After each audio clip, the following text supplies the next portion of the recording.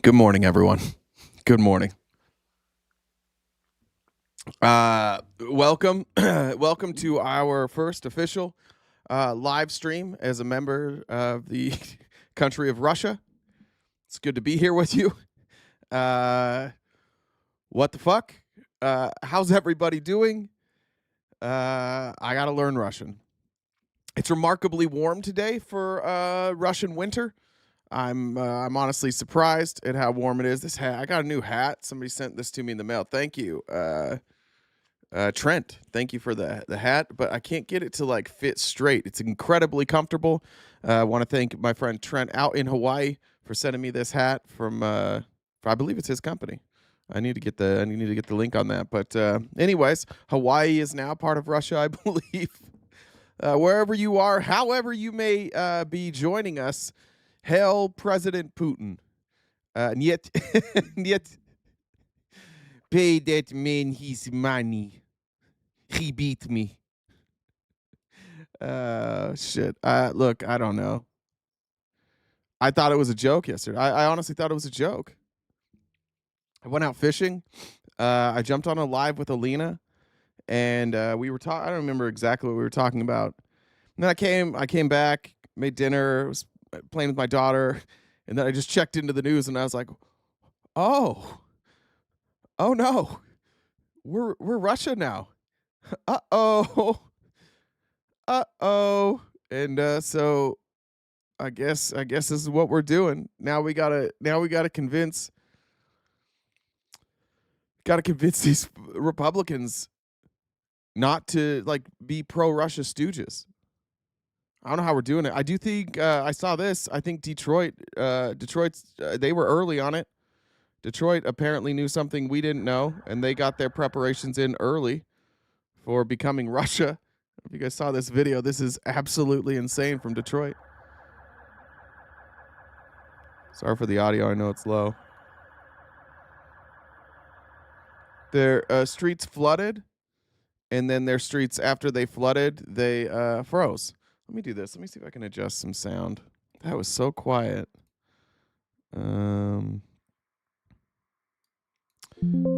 know if it'll make a difference on your guys' end. Is that louder for you guys?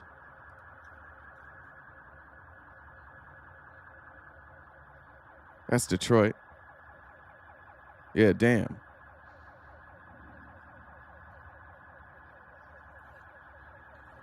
You know, some of these people's bosses too, they called in, they're like, I'm not gonna make it. And their boss is like, you gotta get here, take the bus. I can't take the bus, it's frozen in place. It's just insane, man. I've never seen anything like this in my whole life. Climate change is not real, guys. This is just normal. Just normal shit going on in Detroit. Bree, I don't think I got it on Twitter, I think. Isn't this crazy?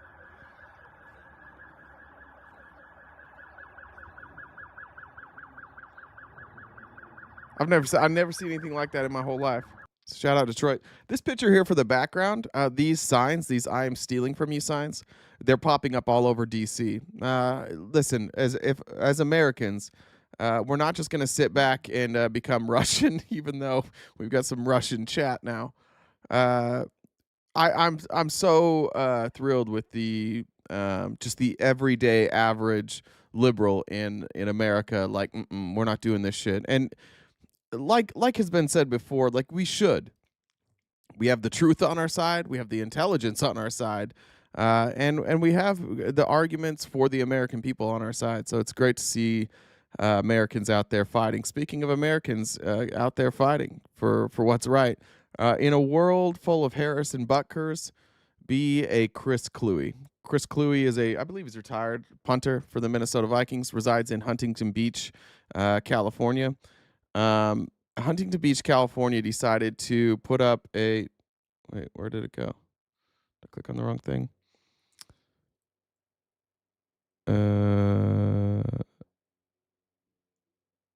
Here it is.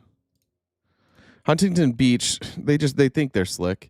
They decided to put up a sign in their library That's MAGA, but we didn't mean MAGA the other way. It's not political, magical, alluring, galvanizing, adventurous. And that's nonsense. It doesn't mean shit. They just wanted to put MAGA in their library because they're. By the way, this is the same city that put Tito Ortiz on the city council. He won a city council seat. If any of you don't know who Tito Ortiz is, let me show you who Tito Ortiz is. Where's a quick one? Let me just give you a couple until we'll watch Tito Ortiz until we can't stand it anymore. All right. Tito Ortiz is with the winner, the world's heavyweight champion, Fedor Emelianenko. All right, guys. I'm gonna have my interpreter here. So this is Tito Ortiz right here. He's a UFC fighter, former Hall of Famer. And one of the dumbest human beings ever in existence. Here for Fedor Emelianenko, everybody had question of what type of heavyweight you were. You showed it once on Tim Sylvia in 38 seconds. You've done it again against Andrei Arlovski in 3 minutes and 34 seconds. Let me tell you how you're feeling right now. Now, is it true you're coming back in the fall, though, that the fight will be in the fall? Yes, it'll be in April. I start camp probably around in the beginning of July. So, I have another long camp as always. But April? Yeah, I train 6 days a week, 5 days a week. I'll train 3 days a week. One of those days I will train 2 days of the week. So 6 days a week I'll be training.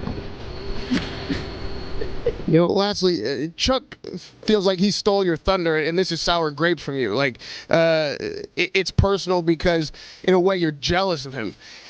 How does hearing that out of his mouth fall on your ears? Jealous of him? This guy can't even put a fucking sentence together, man. Are you kidding me right now? He's reaching for those grapes. He's trying to make his wine, and the wine's already sounding like a violin with that cheese and wine. We'll see on November 24th. As you guys get older, is it harder to get your bodies into the shape that's required to go at each other? Not with me. I mean, I've only been off for a year and a half. I'm only 43 years old. I'm an old mature. I mean, I'm matured old. Very fast, but at the same time, my body hasn't matured great, just because of my father's really old. My father's 80 years old. My grandmother's 100 years old. So my body is in great shape. Well, here we are with Swaldo Babalu. You did an awesome job. So why you're a black belt in jiu-jitsu, getting an awesome submission there. I want to tell me what you see. Let's go ahead and see by the fight what you saw in the ring. You fans tune in. I never let you down until now. I won't start. Tito Ortiz, Fido TV. Check it out. We know the weakness that you had, but you actually showed the heart and determination of a champion, of how tough of a light heavyweight you really are here in the Affliction card. What do you think about the future? All right, so that's as much as I could take. He's an idiot. And then he got elected to this city council who did this. And he got elected on, I really like Donald Trump. And then within like 6 weeks, maybe 6 months, he quit. And he quit because people kept saying, you're stupid. And no, he never made any sense. So this city council put in this magical, alluring, galvanizing, adventurous MAGA sign, and Chris Cluey was like, you know what? Fuck you guys. Fuck all of you. And he went to a Huntington Beach city council meeting, and he had this to say. Council does not listen, so instead I'm going to take my time to say what MAGA has stood for these past 3 weeks. MAGA stands for trying to erase trans people from existence. MAGA stands for resegregation and racism. MAGA stands for censorship and book bans. MAGA stands for firing air traffic controllers while planes are crashing. MAGA stands for firing the people overseeing our nuclear arsenal. MAGA stands for firing military veterans and those serving them at the VA, including canceling research on veteran suicide. MAGA stands for cutting funds to education, including for disabled children. MAGA is profoundly corrupt, unmistakably anti-democracy, and most importantly, MAGA is explicitly a Nazi movement. You may have replaced a swastika with a red hat, but that is what it is. I will now engage in the time-honored American tradition of peaceful civil disobedience. Get the heck. Get out. Unfortunately, it's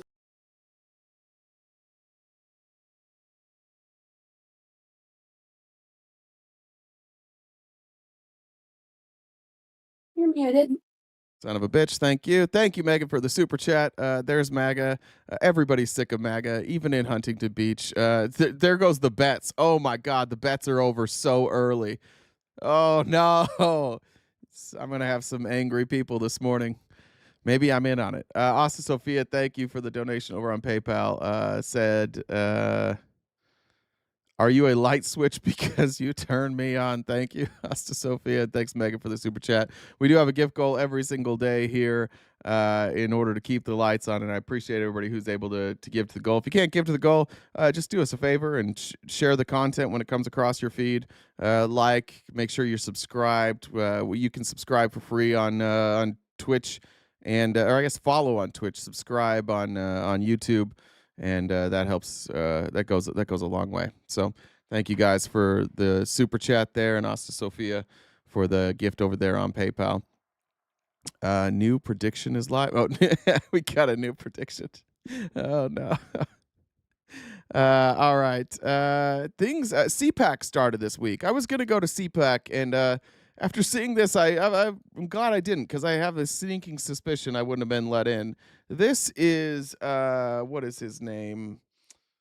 I forget his exact name. His name is Jake Lang. He served somewhere around 1,000 days before he was pardoned by Donald Trump.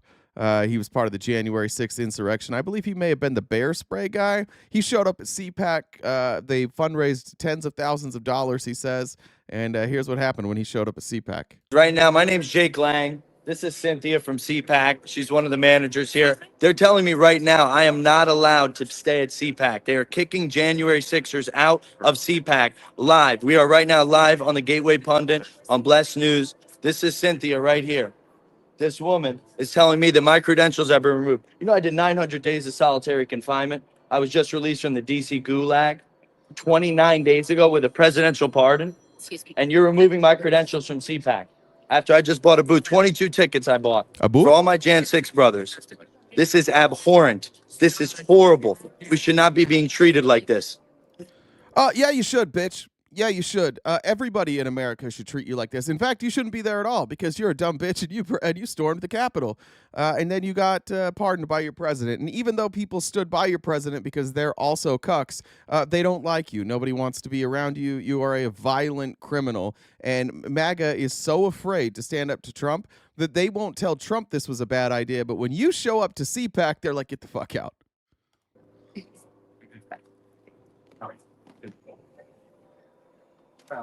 This is horrible. Jan 6. I love how he ran out of words. He just went back. 40-second pause. Yeah, let's restart it. This is horrible. Let's see if we get abhorrent again. Are being kicked out of CPAC with no explanation, no reason. I've spent tens of thousands of dollars to fly Jan 6ers, destitute people across the country to be here. How can Sir, I'm just talking to you. I'm not talking about you guys can either put your hands on me or get the police here, but we are live right now with thousands of people watching. Why am I being kicked out of CPAC? Why have my credentials been removed? CPAC just decided that they don't want you here for whatever reason. Okay. If you want to contact CPAC via email or phone, you can do so. Who has made that decision, and why aren't they here telling me exactly why my credentials have been? Because nobody cares about you, and they never did. Everybody thinks you're scum. That's why. Everybody not at January 6th thinks you're a dirtbag, except for however many people are watching Blessed TV over here on what is it? I forget what their parent outlet is. Person that is in charge of letting you. Yeah, storm CPAC. He's gonna riot. You never know about getting in CPAC. Sometimes it works. They were infiltrated by a trans person, I think, last year. Oh, that must have been devastating for them. Did they all turn trans? They must have. That's their biggest fear. If a trans person goes to CPAC, did they not all transition right after that? Isn't that how that works? No, this is, and I have not said anybody else. Feels like CPAC is everybody. Letting you know that we don't have our credentials for you. All right, that's enough of him. Just wanted to point out that nobody likes the Jan Sixers. Let's see here. We got to make it stop. Florida needs to go away. I don't know how we get Florida to go away. This is Florida Attorney General James Ootmeyer. I don't know exactly how I say it. It's Ootmeyer or Ootmeyer. He's suing Target. And he's suing Target. Like, this is the craziest thing about these MAGA. They're suing people for shit that happened like 5 years ago that there was no damage done. But he and the state of Florida, along with America First Law, which I believe is like Kash Patel's. Wasn't he involved in America First Law Group or Law Club? Law Daycare? I can't remember what it is, but they're suing Target. I'm Attorney General James Uthmeyer. Today, at my direction, the Florida Office of the Attorney General, along with America First Legal. Listen, before you say it, no, I don't want, nobody should say holy moly. Nobody should ask if there's a bug on his face. Nobody should ask if a bird shit on his head. Nobody should ask that, guys. It's not okay. Is filing a class action lawsuit against the corporate retail giant Target for misleading shareholders and pushing a harmful leftist agenda at the expense of shareholder returns. While Target told their investors they would keep the company out of controversy to protect the stock price, the retailer engaged in a marketing Stephen Miller's America First Legal. That works. That checks out. Campaign targeting and sexualizing children. You'll remember Target promoted rainbow sports bras for boys. No! The children! Children's swimsuits with transgender features. That wasn't true. That was actually adult swimsuits. That's been fact-checked a million times. Google it yourself if you don't believe it. It was for adults. And books for kids that ask them to question their biological reality. The book was called Question Your Biological Reality. Let Us Trans You by the Communist Left. That's what the book was called. Yeah, acceptance to these people is like teaching something to children. Don't buy the book. How about that? If you don't want your kids to read a book at Target, don't buy the book at Target. If you don't want your kids to read a book in the library, don't get the book from the library. If you don't want your children to wear a rainbow shirt, don't buy your children a rainbow shirt. We're suing for this shit now. We're suing Target, and the way that they're going about this is they're like, well, it's not that we care here, you know, we like private business, but they made a decision, and then all of our friends stopped shopping at Target and drove their stock price down, and now we're suing them for what we did because we are such thin-skinned bitches that we drove the stock price down. Now we're suing Target because we drove the stock price down, and Target should have to listen to us, and they should have just got rid of everything. Which, by the way, if Target would have just taken everything away, guess what would have happened? People on the left would have stopped shopping at Target. That's how free speech works. That's how free markets work. If you are a company, you make decisions, and sometimes your price goes up and sometimes your price goes down. Are we suing Palantir today? Are we suing Palantir today because Americans are like, hey, this company's run by these tech oligarchs and suddenly they don't look so sane and the stock price dropped 15%? Are we going to sue Palantir today? Do you see what we're doing? Like, what fucking country do we live in? We're suing private businesses for what they sell because our buddies got so mad we tanked the stock price? This radical campaign predictably caused Target's stock price to plummet, wiping out $10 billion in market value in just 10 days. And which has all been recovered, by the way. We went bloop, bloop, bloop, bloop, bloop, went right back up. So this has all been recovered. None of this money is missing. There's no real damages here. I can't figure out what the damages are. Those losses put the retirement accounts of Florida's teachers and first responders at unacceptable risk. Okay. Our public I wanted to talk about that. Let's see. Florida state-run retirement. Let's see how that's doing because we got to worry about the people in Florida. Let's just Google it. The FRS. Let's go to news here. Florida counties with the highest and lowest property tax. Let's see. We don't have it here. Come on, Google. You're not even close on this one, Google. Let's do this actually.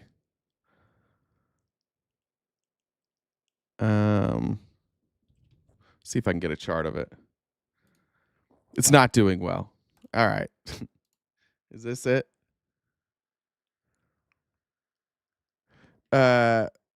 Pension fund there in Florida, 18 consecutive years with an average funded ratio below 90%. No, that's Michigan. Where's Florida? The bottom 15 U.S. public pension plans funded by ratio. See there right on the top? See right there? State-run pension plans have been terrible. State-run insurance companies have left people hanging. Florida has fucked over more retirees than than Bible salesmen. Florida's a nightmare for retirees. They keep taking state funds and putting them in these private equity markets, and then the private equity markets don't respond, and now they're suing Target. They did not put. By the way, what? You think all these people were retiring like, I want to retire and I have my entire savings, my entire life savings is in Target stock, and now I'm fucked. Now I can't do anything because my Target stock is down. Thank you for the super chat, Devin. Republicans boycotting Bud Light because of trans influencers. That's just free market at work. Republicans when we boycott Target when they get rid of DI. Hey, is that allowed? Johnny Longshot, I'm sending early today. Balls is good. B-Day, thank you for Jen's anxiety. Appreciate your donations today. Servants should not suffer diminished retirement security because companies focused on leftist virtue signaling rather than shareholder returns. On a personal level, I'm a dad of 3 young kids. No company should be celebrating and marketing the sexualization of our children. That's not sexualization, you fucking pervert. Like all of the every time you see somebody arrested recently for fucking with kids, who is it? Every time.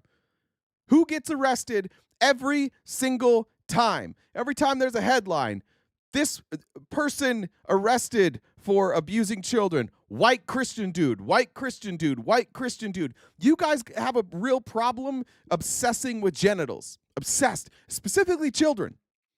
All you guys ever talk about is the genitals of children. You're sexualizing it. We're not. If you put on like they see a rainbow flag and they're like, oh, lesbian porn. Oh, it's because of you. You guys are weird. You never stop thinking about sex. Nobody is sexualizing children. If you see a rainbow shirt and you think about sex, you've got a problem. Up here, you've got a problem. If you see a swimming suit meant for a trans person and you think sex, you've got a problem. If you see a book about being transgender and you think about sex, you've got a problem. We've got a real problem with sick degenerates in this country, and they all look like this guy. And they all throw that cross around their neck. They all hide behind Christianity. We've got an epidemic of child sex abusers in this country, and they don't look like immigrants, and they usually go to church on Sunday. We have a real epidemic, and these guys are like, oh, no, it's not my fault. It's not all my friends' fault who think about children all the time. It's because we go to Target and we saw a rainbow. What am I supposed to do? Be normal. Just be normal. Just see it. I remember when this was going on, like it was during the, I guess it was Pride. I don't think it was last year, maybe the year before. And there was a big uproar about Pride stuff, and they had like MAGA people storming through Target and be like, fuck gay people or whatever they were saying. I went into Target that day because I was just like, I'm gonna go buy something just to support, like in solidarity. And I went in and I said, hey, do you have like, because they said they had all these racks. I was like, where is the Pride section? And the employee's like, we don't have one anymore. And I said, why you don't have one anymore? She's like, there's some stuff like it's over in that corner, but it's not marketed. We kind of put it away. And I was like, oh, that's crazy. She's like, yeah, we were getting too many threats. Like people just kept threatening the employees. And so nobody felt safe to work here. So these people, these perverts can't stop thinking about sex ever. And it bothers them when they see stuff. So because they can't stop thinking about sex and Target is selling Pride gear, they threaten Target employees. And then they're like, we're going to sue Target. This is all Target. This is Target's fault. Bro, you guys are weird, man. You guys are weird. Really, really, really weird. Florida's weird. Everybody that holds office in Florida is weird. Stop being weird, please. Can you stop that? I've got a daughter. I'd like to believe that my daughter can hang around with conservatives. I'm starting to get really nervous that I can't let my daughter hang out with any conservatives at all, which sucks because a lot of her friends' parents are conservatives. I live in a very conservative area, but I'm starting to get nervous. Can you guys get it together, please? Our boy, you guys know Isaiah over on TikTok. MAGA Cult Slayer's been posting a whole bunch of stuff on Twitter. And Isaiah caught a Trump supporter, not necessarily in a lie, but like these Trump people don't know what's happening with DOGE. And Isaiah did a great job here. It's about a minute and a half. Shout out Isaiah, but watch him take care of this Trump supporter. Why is it that when they went and they posted the receipts, they were all lies? Like why was that? I mean, look, they made mistakes. I mean, I'm sure. Oh, you know why I know that's a lie, Trad? Because right now, as we speak, they're editing the source codes of USAspending.gov to try to literally change the sources for the contract itself to try to cover their tracks. But the reality these dumbasses didn't understand is that the original solicitation is literally on the website where you can see for yourself I get that these people are lying their asses off. So not only are they not apologizing for being wrong, they're trying to cover their tracks, and they're not even good at covering their tracks. They're not even good at lying, Trad. But look, they make mistakes, Isaiah, so you got to give it to them. I mean, they give a mistake. A mistake is saying, I put the wrong number here. I made a mistake. I own up to it. Let me go and correct the record.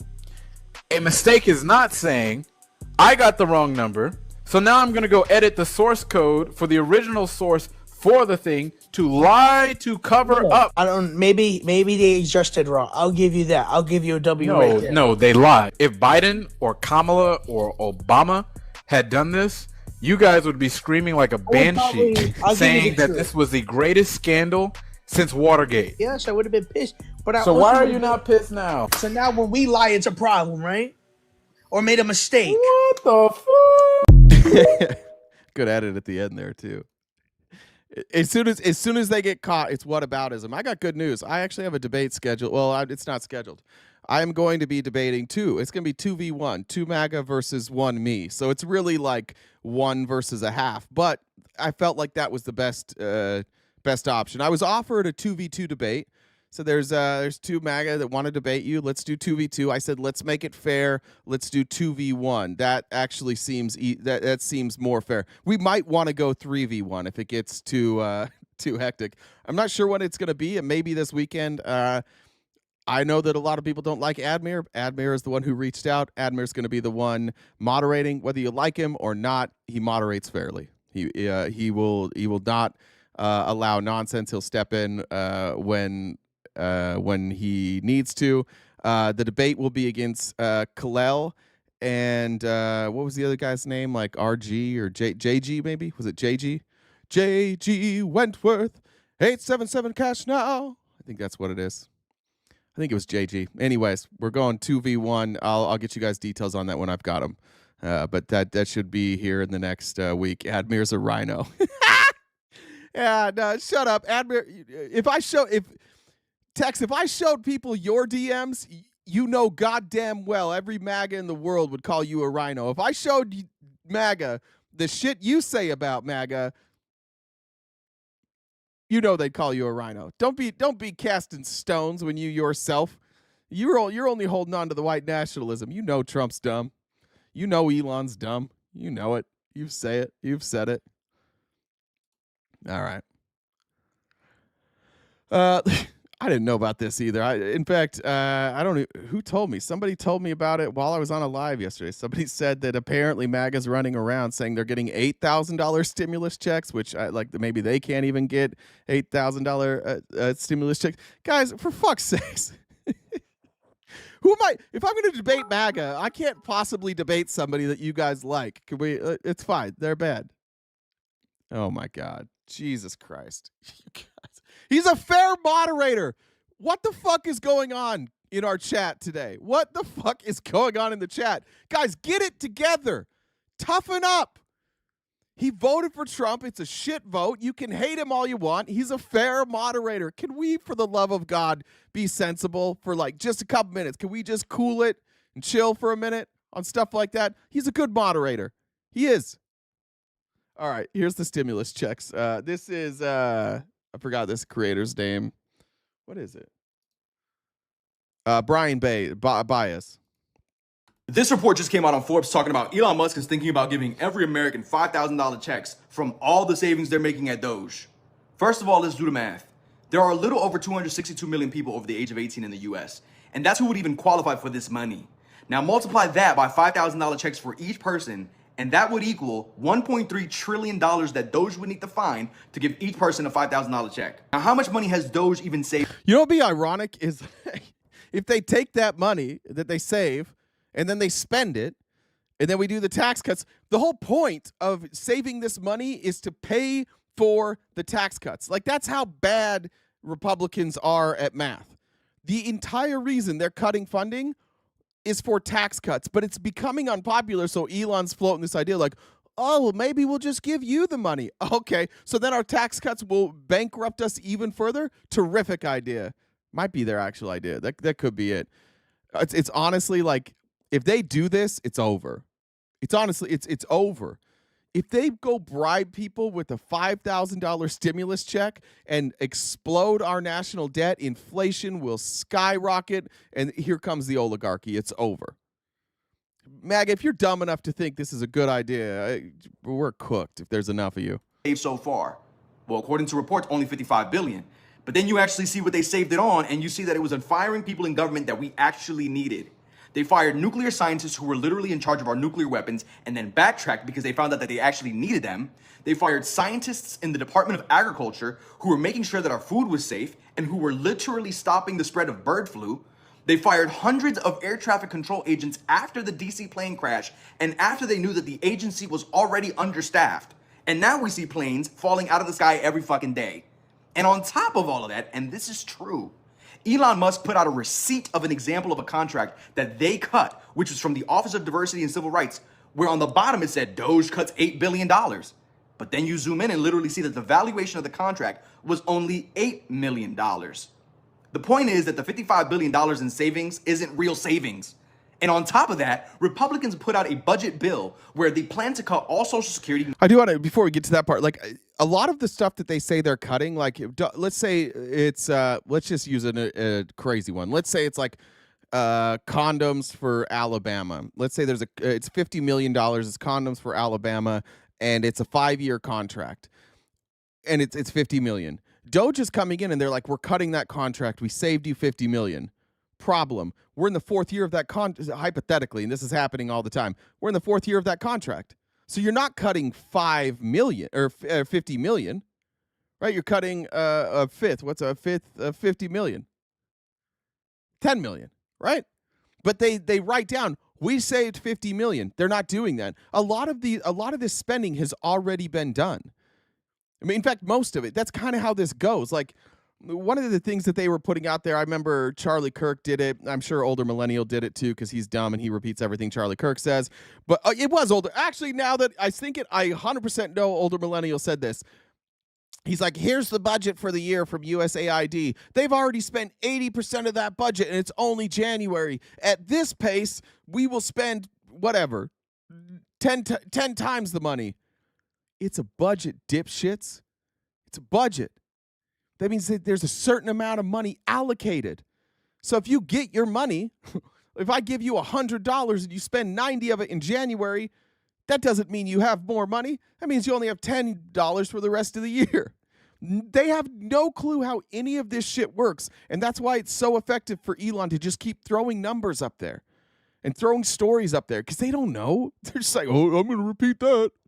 Medicare, Medicaid, food stamps, and education funding, also that they can give a $4.5 trillion tax cut to the wealthy OM should budget. Those DUIs are expensive. Elites, while making you pay more in taxes. So let me get this straight. Your grandmother will lose her Social Security check. Your disabled family members will lose their benefits. You are going to lose your health care. Your fridge is going to be empty as fuck. Your kids will have no school to go to. You'll be paying more in taxes. Grocery prices will be high as fuck because of all the tariff wars that Trump just started. Our country will be at war with Canada, Greenland, and Panama. You'll have the bird flu, and you'll be paying more in taxes, while the billionaires laugh in your face because your idiot ass was happy about a potentially, possibly, perhaps $5,000 Elon Musk stimulus check. And by the way, Trump is also using your taxpayer dollars to try to get a new Air Force One jet and golfing and playing president on TV. Two new jets. 2 of them. Congratulations, you played yourself. This report just... but they just like being walked all over. That's one thing they all seem to have in common. Maxwell says MAGA will never see that library plaque because they don't read. They don't read. Can't. I think it can't. It might be can't read. Pink says, wish I could stay for the whole show, but I've got to go talk to teens about banned books. Is that for real? Jesus. Well, the replay's on YouTube. Good luck to you. I hope you're not in Florida. They'll call you a witch. Like, honest to God, how far away are we from Florida to like witch burnings? I don't think we're very far away. Jamar says, "Hey, Johnny Blackballs."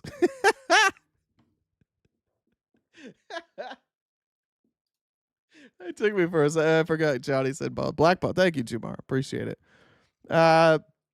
Here's an FAA whistleblower while I do some math on with one of the several hundred Jesus Christ, Caitlin Collins, right? Caitlin Collins.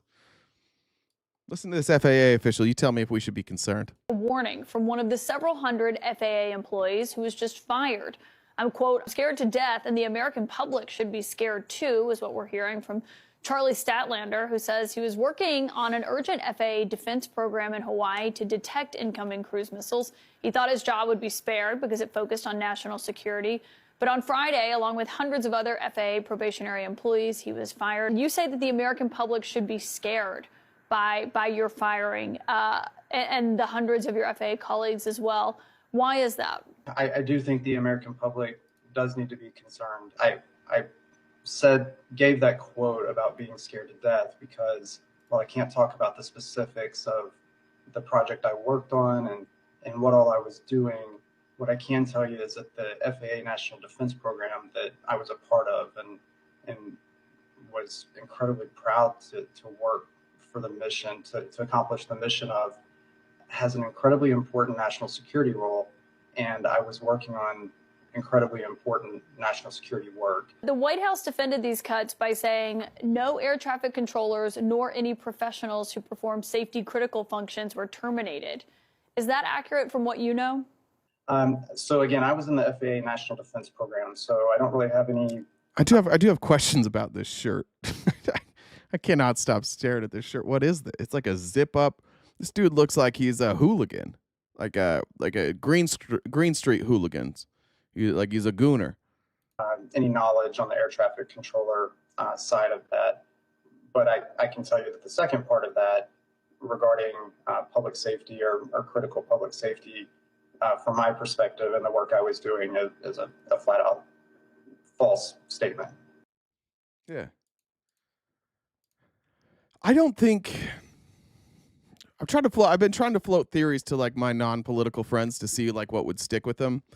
One of them is that I don't think Trump gives a shit about being president. I think that it's pretty clear that Trump just ran for president to get himself out of legal trouble, and at this point he's just like, do whatever you guys want. He's literally at a golf tournament for a private equity meeting yesterday. There's no reason a president of the United States during his term should be sitting there with the Saudis and private business leaders talking about future investments in AI. There's no reason for him to be there. There's no reason for him to be out there golfing. The people that are there are running a golf tournament at his golf course. You can see him setting up. It's costing us millions of dollars for a 6-minute flight from Palm Beach to Miami. I don't think he really gives a shit about being president, honestly. He seems to be surprised by virtually everything that happens.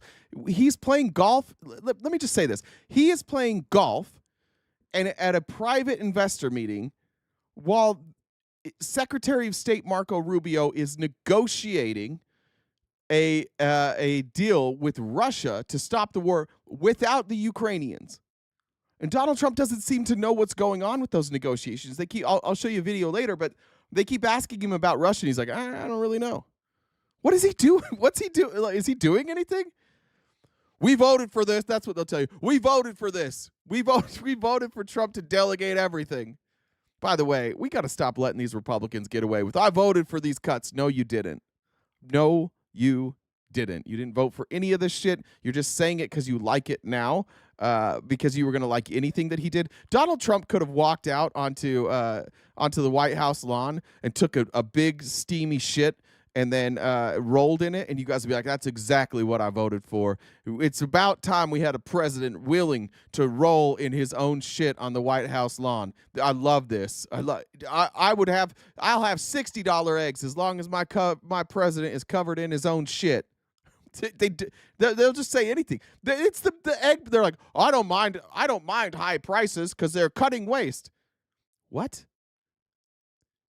So you say, I don't mind paying a lot more as long as we cut stuff that doesn't affect me.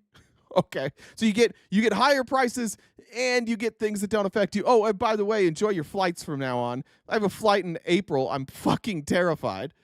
You know, the whole time in the air, I'm just gonna be like, God damn it, God damn it, God damn it. Please don't be hit. I'm gonna be looking out the window, watching for planes. That's the world we live in. State of fear. Jasmine Crockett went on The View, where there were a few awkward moments, including one at the end of this video that I'll point out. But she killed it on The View. So let's hello, Jasmine. Beautiful. A 53% approval rating. It's higher than it's ever been. 70% believe that he's fulfilling his promises, and 45% believe Democrats should be more moderate. What do you take away? I think there's a lot to make of the. Who is that, by the way? This new View person. Who's this? I don't know anybody on The View. Oh, this is Political View? Is this different than the regular View? I don't know. Who is this? It's very expressive. What do you take away? Oh, Alyssa Farrah Griffin. Okay, that's the one that worked in the Trump White House. Okay, that was she was like Melania's number 2 or something, or was she on Trump's staff? I think there's a lot to make of those numbers. What's your takeaway from that? My takeaway is just like the election. We've got to do better at education. People don't understand, but you will understand when those hospitals in rural America start closing down even more. You will understand when you don't have your Social Security. You will understand when your Medicaid, your Medicare goes away. You will understand as planes continue to fall out of the sky. Soon you will understand why it's important to maybe have somebody that isn't loud and ridiculous, and maybe Sleepy Joe is what we wanted because we could at least sleep at night. Yeah, that's the truth. Amen, child. That must be an inside joke. Because at the end, Joy Behar goes, "Amen, child," and then I just got it. Oh, actually, I just got it. Damn, I'm dumb sometimes. Yeah, I got it now. Amen, child. That's the shot she took at Nancy Mace. I get it now. It took me a minute. I was like, that was weird that she said that. Now I get it. I see the laugh. Okay.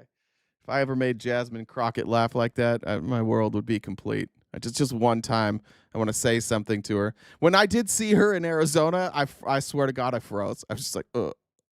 Walked right past me, and I just should have said something. Should have shot my shot. Didn't shoot my shot. I'm such a coward. I'm such an unbelievable coward. In Arizona, things are going good, though. Like Arizona, or as we call it here, the Florida of the West, we're just trying to keep up. We've already got the shittiest schools in the country, but we're not done yet because this guy, his name is, where's his picture? Where's his dumbass face? He's from Queen Creek, Arizona. It's going to show an ad, so it's not going to show me his face. Arizona State Center wants to create a $2,500 bounty for the arrest of each undocumented immigrant who's eventually deported. The financial reward would be paid to local and state law enforcement agencies in Arizona and funded by a new illegal alien remittance fee charged on international wire transfers, according to Jake Hoffman from Queen Creek. I'm going to guess this guy's also a Mormon. Because he lives in Queen Creek, and Jake Hoffman sounds like a Mormon name. You guys can check that if you'd like. The reality is that millions of dollars get sent back to foreign nations, Hoffman said. That's money that would otherwise be contributing to our GDP as a state and as a country. And so the illegal alien remittance fee is designed to essentially recover some of those funds and then put it towards something that is widely popular. Not just, is it widely or wildly? Wild. I don't know if it's widely. It might be wild. wildly popular, not just in Arizona, but across the country, which is assisting in the federal government in apprehending criminal illegal aliens. This is a tax. They want to tax people for a bounty just for sending money to their family. The tax would be $25 for any foreign wire transfer of less than $500, then 25 plus 5% of any amount over $500. By the way, people will just use crypto to get around this. It's not that hard. No, who does wire transfer? Yeah, like there's a million other ways to do a transfer. So this is stupid. Everybody would just get around this. This would never work because Jake Hoffman's dumb. And maybe he knows it, maybe he doesn't. If he does know it, he's just like, "Oh, it's really just more about the message. It's about the message. I want to show that I'm supporting ICE," which is weird. The money would fund grants to Arizona law enforcement agencies that have direct involvement in apprehending an illegal alien, which should be none. It should be none because they are local law enforcement and they're not supposed to be engaged with ICE. It would be paid after U.S. Immigration and Custom Enforcement or other federal agency confirmed that the person had been deported. Bounties. Fucking bounties. All right. Have any of you seen Inglourious Bastards? Have any of you seen Schindler's List? Have you guys watched, like, has anybody ever seen, how about just reading history about the United States during the World War II, what we did with Japanese soldiers, or excuse me, residents, citizens and residents? Bounties? We're doing bounties. These people are fucking sick. Absolutely sick. Here's Trump on Air Force One yesterday coming home from on his 6-minute flight. Figured out how to do a press briefing on a 6-minute flight. Donald Trump is not well, guys. He's not. He's cognitively impaired.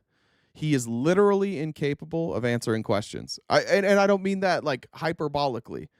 I mean, he has no clue. Once the person asks the question, he has already forgotten the question. We saw it with the 10 questions he was asked by Sean Hannity. He didn't answer any of them. He just says whatever he wants after somebody starts talking. Here's another example. On DOGE, do you know what they're looking at specifically at the Department of Defense right now? So I know it's quiet. She said, on DOGE, do you know what they're looking at specifically with the Department of Defense? So remember, DOGE is one of the subjects. Department of Defense is the other. What is DOGE doing at the Department of Defense? Okay, simple question. You could say, I don't know. You could say, I don't want to talk about that. You could say they're auditing certain budgets. Here's what he says instead. Right now, they're looking at everything. They're looking at everything. They're looking at. We're going to go into Fort Knox to make sure the gold is there. Are they going to? You know that we're going to go into Fort Knox. Do you know about that? Sir, how is that? Got a 5-year-old daughter. A lot of times I ask her a question. She doesn't really care about the question, or she didn't listen, and she'll just tell me something anyway. It's like, I'll be like, how was your school? And she's like, Dad, let me show you something. And then we walk outside. She don't want to tell me. It's what it's like. Trump is a toddler. Doesn't listen. No comprehension. They're looking at everything. We're going to go to Fort Knox. Did you hear? We're going on a field trip to Fort Knox. You guys want to come? Oh, there's a big bump. Oh. Bad bump. Oh, that's a bad bump right there. That's a real bad one. Do you guys feel the bump? Who is this guy, by the way? Why do I know him? Does anybody know who this is? Why do I know this guy?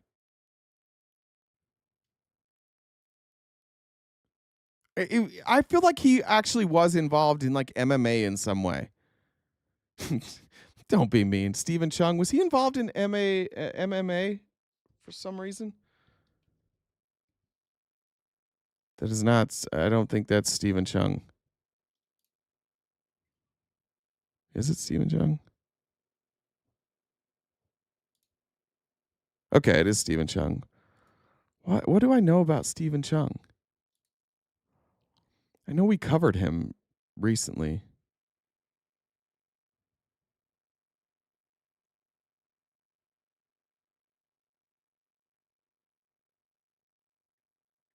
Yeah, nope, not at MMA. I don't know where I got that.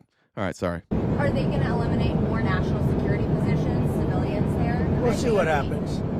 But one of the things we do want to look, I mean, we hope everything's fine with Fort Knox, but we're going to go to Fort Knox, the fabled Fort Knox, to make sure the gold is there. Where would the gold have gone? If the gold isn't there, we're going to be very upset. All right. So once again, what's DOGE doing at the Department of Defense? We're going on a field trip. Oh, there's a bump. Oh, we're going to be so mad if there's not gold at Fort, where are they going? Fort Knox? Dude, he's dumb, dude. He's lost it. He has no ability to answer questions. He's far worse than Joe Biden ever was. He did used to work for the UFC. Am I right about that? Thank you. I thought I was right about that. I can't remember what he did. I'm pretty sure, yeah, because I'm pretty sure like Dana White suggested Stephen Chung to him for some reason. All right. I don't want to do like the cognitively impaired stuff all the time, because ultimately I'm more concerned about if Trump is cognitively impaired, like the people he has working for him all seem to have a separate agenda, and that agenda is licking Putin's butthole. That seems to be what it is. Look, this is the biggest story of the day yesterday. I don't know what to make. This. Now, Republicans are going to tell you this is trolling. Fine. Maybe. Maybe it's trolling. Why is White House's official account trolling? And two, what's the troll here? What is the troll here? Now, so I've heard people say, oh, he's the king of New York, so he gets to run New York. Okay. But again, why? What they're responding to, what I believe this is in reference to is, let me find, I didn't put this in order. There was a proposal or a letter that was put forth as a proposal sent to Kathy Hochul, and she'll explain it here. At 1:01 Which was also weird that they did this in the subway, but I get it.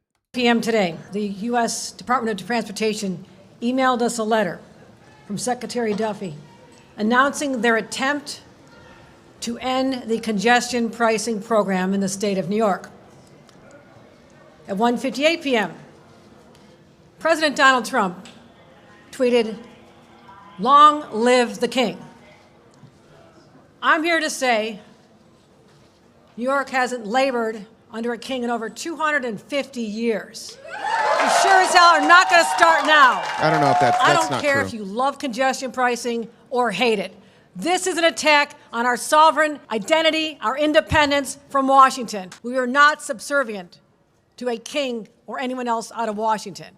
So this is the fight we're in. We're fighting for our residents, our commuters, our riders, our drivers, our emergency personnel. Life has gotten better. Even those who have asthma, people with illness. That's who we're fighting for. All right. So there's the claim. I know everybody here hates Barstool Sports. I get that. I'm fine with that. I don't personally hate Barstool Sports. I think there's some great creators over there, including KFC. And KFC, who lives in New York, is not having this shit. And just so that this is the balance to Dave Portnoy, KFC, who's one of the original members of Barstool Sports. He pretty much works on his own. He went absolutely off on Republicans specifically and Trump. In what might be the worst political move this century, Donald Trump is reversing congestion pricing, no longer taxing drivers going into Manhattan, which means all the fucking traffic's coming back. I demand a recount. Stop the steal 2024. Somebody get Kamala on the line. Somebody call Obama, Michelle, or Barack. I don't care. Someone with a brain who knows how much it fucking sucks in Manhattan to drive. Somebody get me a bleeding heart pussy liberal with pronouns and tell them we can take the congestion pricing and go buy gender-neutral bathrooms. I don't give a fuck. Just someone who's gonna keep the congestion pricing going so there's no traffic. Who are these people who are so affected by this tax? If you have a car, pay for a car, and pay for parking in New York City, you can afford a few extra bucks. We act like this tax is somehow oppressing, people below the poverty line. Guess what? They're not the ones paying $750 for a fucking parking garage.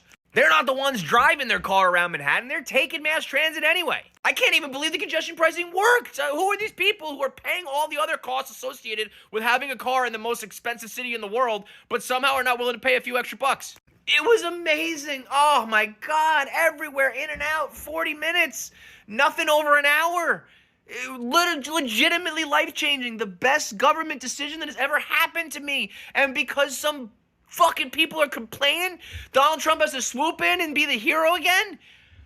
I'm so sick of him pretending like he cares about poor people. He's not. He just does it to get your fucking attention. I'm so sick of these people getting duped by this guy. They think that he cares about them, when if they were in the same room with him, he would probably spit on them. He wouldn't even let them look him in the eye. But because he gets to be like, I'm the hero, I saved these people, they fucking love him, they're getting played, and now we're all gonna be back in traffic because of it. And I understand that I'm not a touch and I sound bougie right now, but God damn it, I hate the traffic. Think of it this way, next time you are stuck in gridlock traffic, coming out of the tunnel, or there's some asshole blocking the box, or you can't get cross town, think to yourself, would I pay $9 right now for this traffic to go away?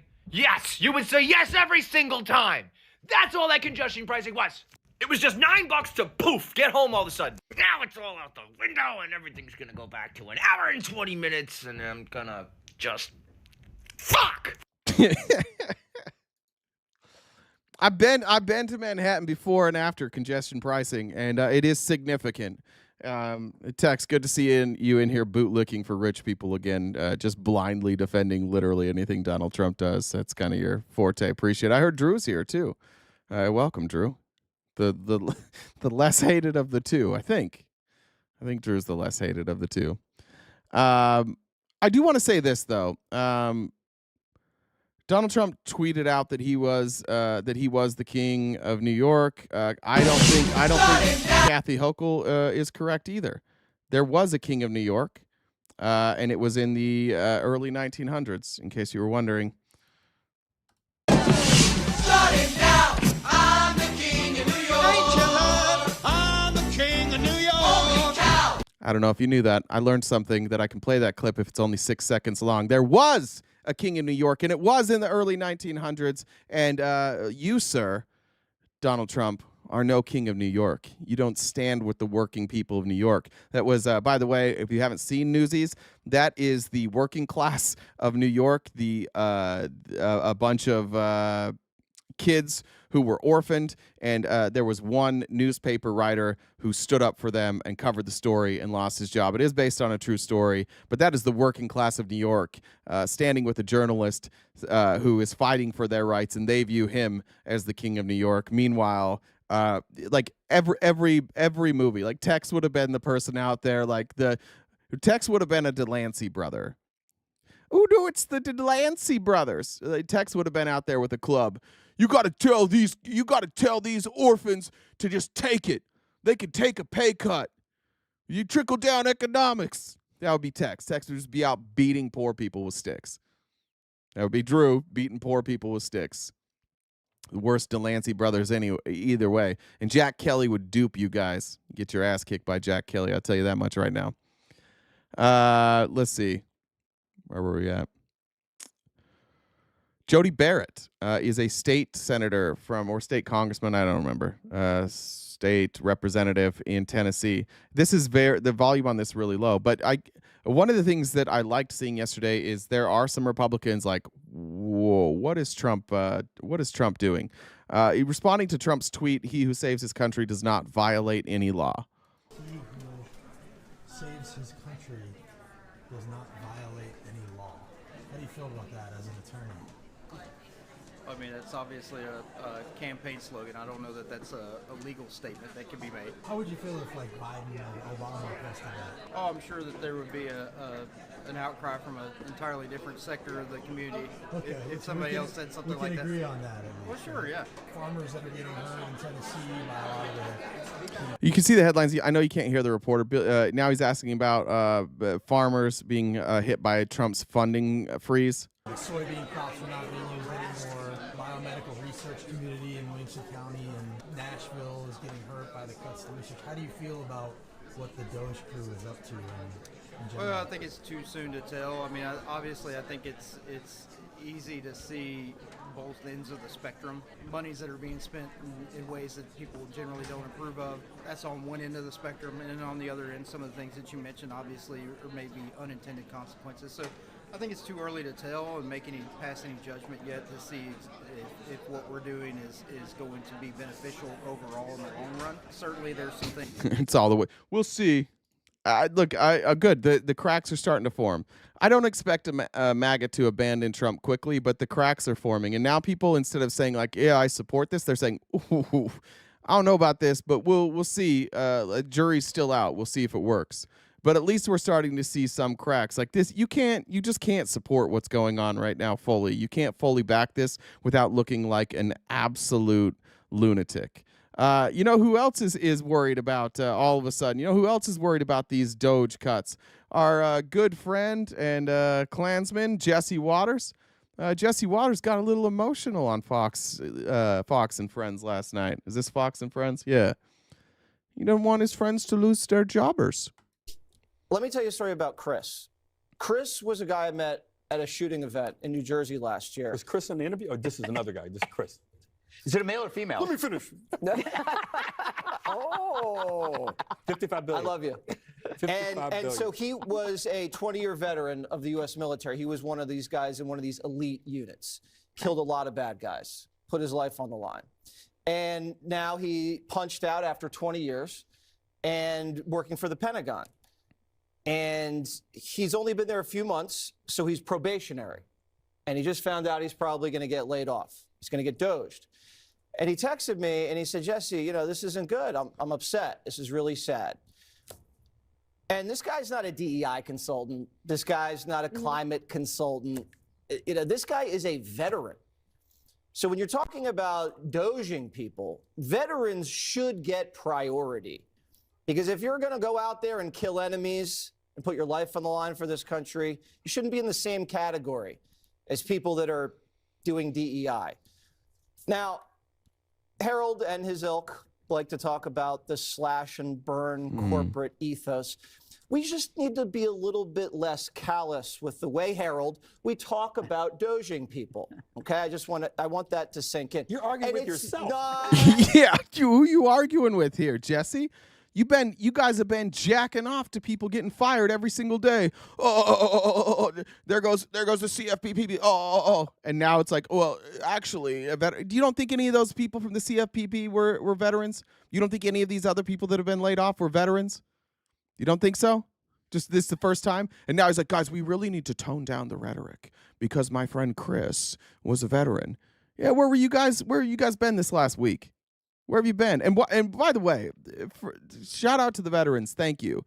You don't deserve more or less than the average American. Everybody deserves the same thing. I appreciate the service, but does everybody deserve health care? Sure. Everybody deserves health care.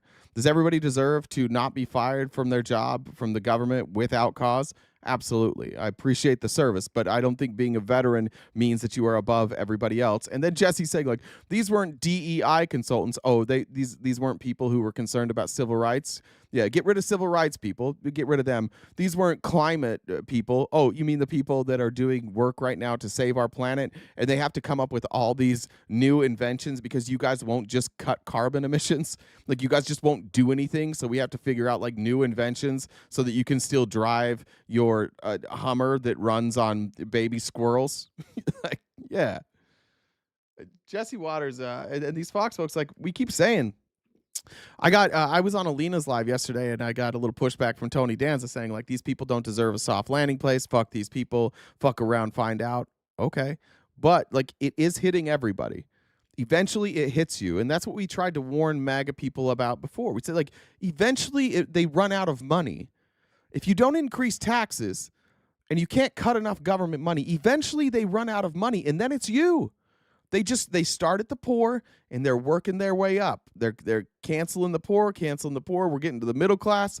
We're going to go through the middle class. Then it's going to be the millionaires, right? Like, they are the parasite. They are what's eating us from the inside, and it's like a normal tapeworm. It just keeps eating and growing and eating and growing and eating and growing. And that's what you're seeing with these billionaires. They're eating and growing. And now they've amassed this amount of wealth, and they're like, oh, this isn't enough. We got to take wealth. And so we're taking it from the poor first, then it'll be middle class, then it's the millionaires. They're coming for you too. It's just not to you yet. And some of you some of you who aren't going to get any goodwill because you say a bunch of racist shit all the time, so that sucks. Chat life without texted Drew is glorious. Join me, Swish says over on YouTube.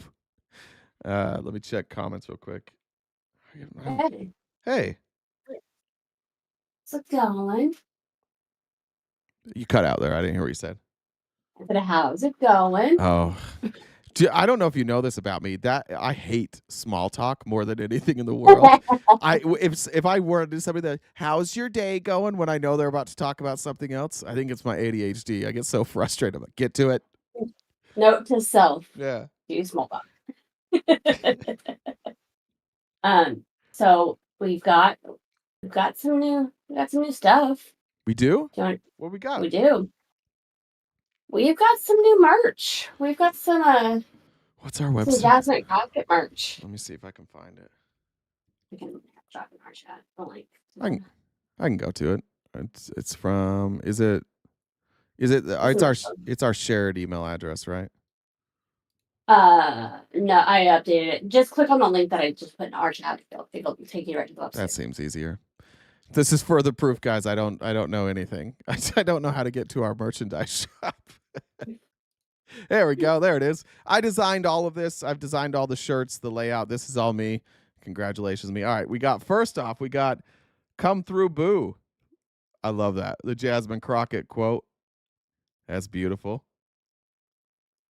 Let's go back. We got 2 designs on it. Mm-hmm. I like this one. Reminds me of like, remember when you used to be able to go to the mall and they'd spray paint a shirt for you? I don't know if it's spray paint, but they'd have like those little kiosks. It's like airbrush, yeah. Is it what air? Yeah, it reminds me of that. Airbrush. Airbrush. Oh, it says. Does it say airbrush? All right. We've got it in a, what we call this. What's this type of shirt called? It's called a t-shirt. Well, what's the cut? It's like a crop. Then we have a woman's crop top. Crop tee. All right. We've got it as is this a sticker? Got a sticker. And while we're we have a sticker by itself. That's the crop top, and then we have a sticker. I love this. This also reminds me of Napoleon Dynamite. It's just like, this looks like a button you would wear, like, vote for me, Jasmine Crockett, for homecoming queen. I like that one. Of course, we also have our, this is the RTP brother husbands hoodie, sister wives hoodie. Those are exclusive clubs I think you can join anyway. We got tumblers. Am I missing anything else? Our welfare queen. That's the new stuff, the Jasmine Crockett. We were talking about that yesterday. So I posted a link to the merch store and the announcements channel in Discord. And there's also links in both of the bios on Twitch and on YouTube. So if you guys aren't in Discord, you can go to get it that way if you guys want. Well, there we go. As well. So great job. Yeah, and then great job. I believe it was Ash and Bider, and was Court involved as well. Great job, guys. Court was involved in the decision making process, but these designs, Court, Bider, and Ash did. So great job, guys. Yeah, so good. Yeah, so that's fun. And then another fun announcement I've got. Okay. Is we're 133 subs away from our calendar. So if you guys haven't already subscribed to us and when I say subscribe, I mean a membership on YouTube. We got 4 different options, and you go towards the goal. Same with Twitch. So if you subscribe on Twitch, you can it'll go towards that number. So there's those 2 things. And thank you. We're at 255 for the gift call. 253. I just changed it. All right, sweet. So we've got, what is it? A little more than 2 hours left in the show. So this is our job. If you could please help us knock out the rest of that number, we'd appreciate it. So a limbo champion walks into a bar. A limbo? Mm-hmm. Okay. He's disqualified. Yeah.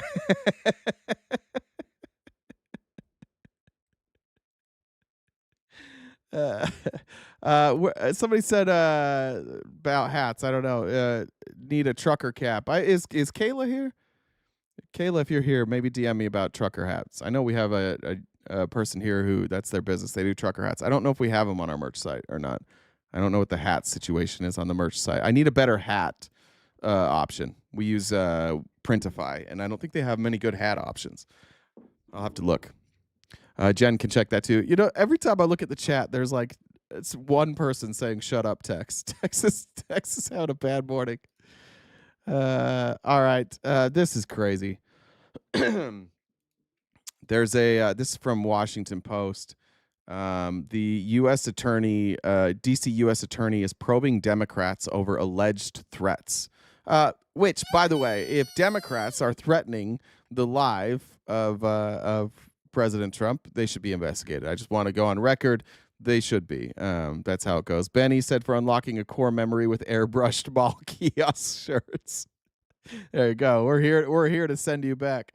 The top federal prosecutor in D.C. escalated his scrutiny of what he characterized as potential threats directed at billionaire Elon Musk and government workers, demanding information from a Democratic congressman who criticized Musk and telling his office he planned to prosecute anyone targeting public officials, according to documents obtained by Washington Post. In an all-staff email to prosecutors, interim D.C. U.S. Attorney Ed Martin said announced Operation Whirlwind, a new initiative to prosecute threats against public officials at all levels, a problem that has escalated in recent years. The emails obtained by the Post, as well as additional letters of inquiry sent by Martin to Representative Robert Garcia from California and Senate Minority Leader Chuck Schumer, who was thrilled that he had an opportunity to use his readers, as he always is. Martin requested Garcia clarify statements regarding Musk on CNN last week and stepped up a previously reported demand that Schumer explain statements about two conservative Supreme Court justices from 2020. Let me show you the clip. You guys can tell me, is this a threat? Here's Robert Garcia's clip. I want to hear why, but do you think that calling Elon Musk a dick is effective messaging? Yes. For confronting what is a potentially irreversible transformation of the U.S. government? Well, he is a dick. And I think that he's also harming the American public in an enormous way. And what I think is really important, and what the American public want, is for us to bring actual weapons to this bar fight. This is an actual fight for democracy, for the future of this country. And it's important to push back on the chairperson of this committee. I mean, Marjorie Taylor Greene talks about having decorum, about bipartisanship. This is the person that lies more than anybody else in the entire Congress. And so if she is going to make a mockery of hearings, I want to make sure that us as Democrats are bringing that same level of energy. And of course, after those comments, we went into exactly what Elon Musk is trying to do: dismantling the Department of Labor, dismantling the Department of Education, dismantling all of our consumer protection agencies. And so it's all important, but it's also important to get the attention of the American public and call Elon Musk out for what he is, and to make people know that Marjorie Taylor Greene is not a serious legislator and she shouldn't be treated as such.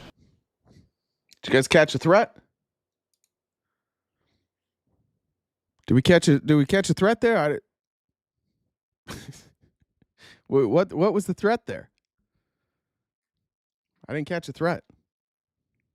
Bunch of just thin-skinned, little fragile boys up there. I was too busy laughing. Did you guys? Yeah, we caught facts. Yeah, he is a dick. I like that. Fuck Elon Musk, always and forever. Yesterday we covered the story. Two people died in a plane crash in Arizona when two airplanes crashed into each other. I don't know the details on that yet. I try to be as careful as I possibly can with these. While I recognize that Trump isn't doing dick, but the Trump administration has cut funding for the FAA and cut employees. I do think it's important to make sure that we know what caused plane crashes before we just blame it on Trump. So until I hear differently, I'm not going to bring that up. But I will say it's bizarre. Trump has this bizarre way of picking the worst timing to tell stories. And he told this story. This was, by the way, the investor conference in Miami that for some fucking reason Donald Trump was a part of yesterday, and golf tournament. and listen to him tell you what a goddamn hero he is here. Concerned because the lights are off and everything's off, and even the lights. He's talking about a flight into Afghanistan, by the way. Cool story, actually, how they did this. I went back and did like some research because I feel like there was a story with this about Trump lying about being under fire when he was landing. But I also think that might have been a story about Hillary Clinton. I can't remember which one it is. I know it's from that election, so I'm 70% sure it's Trump, 30% sure that, or 30% that it's Clinton. But I also recognize my own bias here. I seem to remember Trump lying though about being under enemy fire and having to land in the dark. So if anybody could find that story, let me know if that is a story. I seem to remember that being part of this story, but I couldn't find it. Pretty cool though, like how this worked. They flew Trump down into Florida, and then with Air Force One, and they put Air Force One out on the tarmac, so it was really like so everybody could see it. And then in the middle of the night, they sneak Trump out of Mar-a-Lago to get him onto a different airplane that is nondescript and that people wouldn't recognize. Flew him out. They brought reporters because of course they did. There was like a porta potty in the airplane, so it was kind of cool to hear how they actually did this. But they snuck him out in a different plane, flew into Afghanistan, and then when they were coming down, it was Brian Williams that was. That's what it was. Brian Williams was the one that lied about the fire. Okay, I knew there was some story during that time. Thank you. So anyways, as they're landing in Afghanistan, they have to do so in the dark so that obviously it's a little bit safer. So that's Trump explaining this story. Lights and where he was were down, very dim, very, very dim, with all of the lights on the fancy dashboards of the plane, of Air Force One. We're getting a new Air Force One if they can ever finish the damn thing. We're getting 2 of them, actually. But we may have to go a different route because it's taken them a long time. We're going to get military that's going to start building. We're going to get people to start building properly again in our country because they don't build properly. This was Boeing. Standing ovation. Yay! We got to get people build properly. What does that mean? That doesn't mean anything. By the way, Boeing is in trouble. Boeing has been, due to deregulation, Boeing has been putting together really shitty planes. And the reason things are taking a long time now, there was procurement problems during COVID, but now they're like having to go back through because they were cutting so many corners that like doors were falling off planes mid-flight. So that could be why it's taken a while. But we're up there, and I'm looking at these people, and again, I say they look like Tom Cruise, but better. Stronger, tougher. And I like Tom Cruise, but these are better. Yeah, well, Tom Cruise is like 5'4", so. And they said, are we okay, Captain? Yes, sir, we're fine. But I'm looking out, I don't see any lights, and we're landing. And I'm used to that. I like to sit with the pilots a lot and respect the pilots greatly. And we're up there, and we have the computer. I call it the computer voice, where it goes 1,900, 800. It's feet. Your feet above ground. So that means you're very low. And I'm looking out, and my eyes are pretty good, and I don't see any lights. And the computer goes out. Sounds like an intelligent individual. It goes 1,000. We're 1,000 feet up. It's a 10-story building. There's a big. The guy has the ability to stretch. Like, you were landing. We get it. You were landing, and it was when you land, you descend. Just say we were descending. Just God damn, it takes him a long time to get to a point. Big plane, and then it goes 900, 800. Oh, good. He's counting backwards. 700. I say, Captain. Captain, we don't see any lights. Is everything? Yes, sir. Everything's fine, sir. We'll be landing in 3 minutes. And then it goes like 600. Yeah, how big is a story? Isn't 10 feet a story? How big is a story? He said it's 1,000 feet. How big is a story? 10 feet, yeah. I didn't even catch that. You guys are good. Yeah, it's like a 10-story building, only like 100 times bigger. Yeah.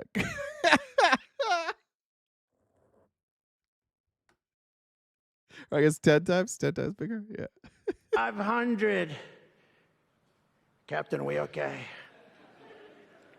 And then he goes, You know how fucking annoying he would be if. Here's the true story. You know why the captain wasn't worried? Because those fucking things land themselves. That's why. You have radar. You have. I'm guessing on a military plane. You probably have some sort of night vision so that you can land. But those planes land themselves.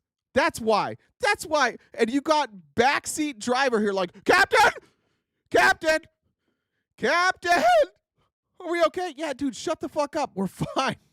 We're fine, dude. I do this all the time. This is my job. We have this thing. It's called technology, radar technology even. It's very cool. We got a panicked toddler in his diaper like, are we going to live? And by the way, he was going to Afghanistan. Like, he kind of got forced to go to Afghanistan. Previous to this, it's like the longest a commander-in-chief had ever waited to go see troops in Afghanistan.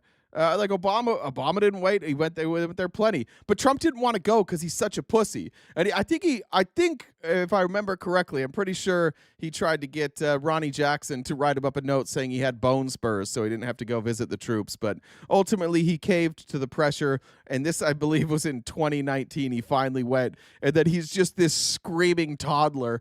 We're gonna die. We're going down. Pilot.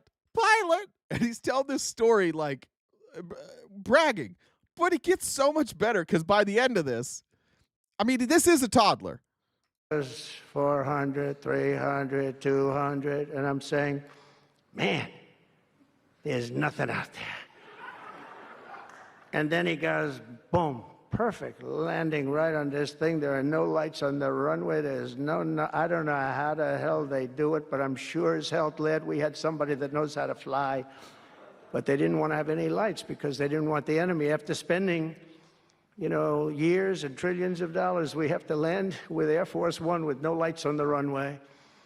But they were incredible people. And then, all right, so great job, pilots. Good job. The true heroes are the pilots who had a screaming toddler yelling in their ear and landed a plane. But then Trump, in perfect Trump fashion, has to be like, but you know who the real hero was? And I got out of the plane and I actually asked my people, I said, excuse me, I was very brave sitting in that cockpit. Am I allowed to give myself the Congressional Medal of Honor? And they said, I don't think so, sir. I said, well, I felt I was extremely brave. But now here's the problem with saying a story like that when you kid. The press will say, President Donald Trump. Now, first of all, we're not going to go, President Donald Trump said he wanted to give himself a medal. We're going to say that story took way too fucking long. You were a toddler for that whole thing. And at the end of it, you wanted an ice cream because you were so brave on that airplane. I hope they gave Garrett, did they give him a set of wings? Can somebody find pictures from when he visited Afghanistan? Does he have a set of pilot wings on his lapel? Did somebody give him one? I hope so.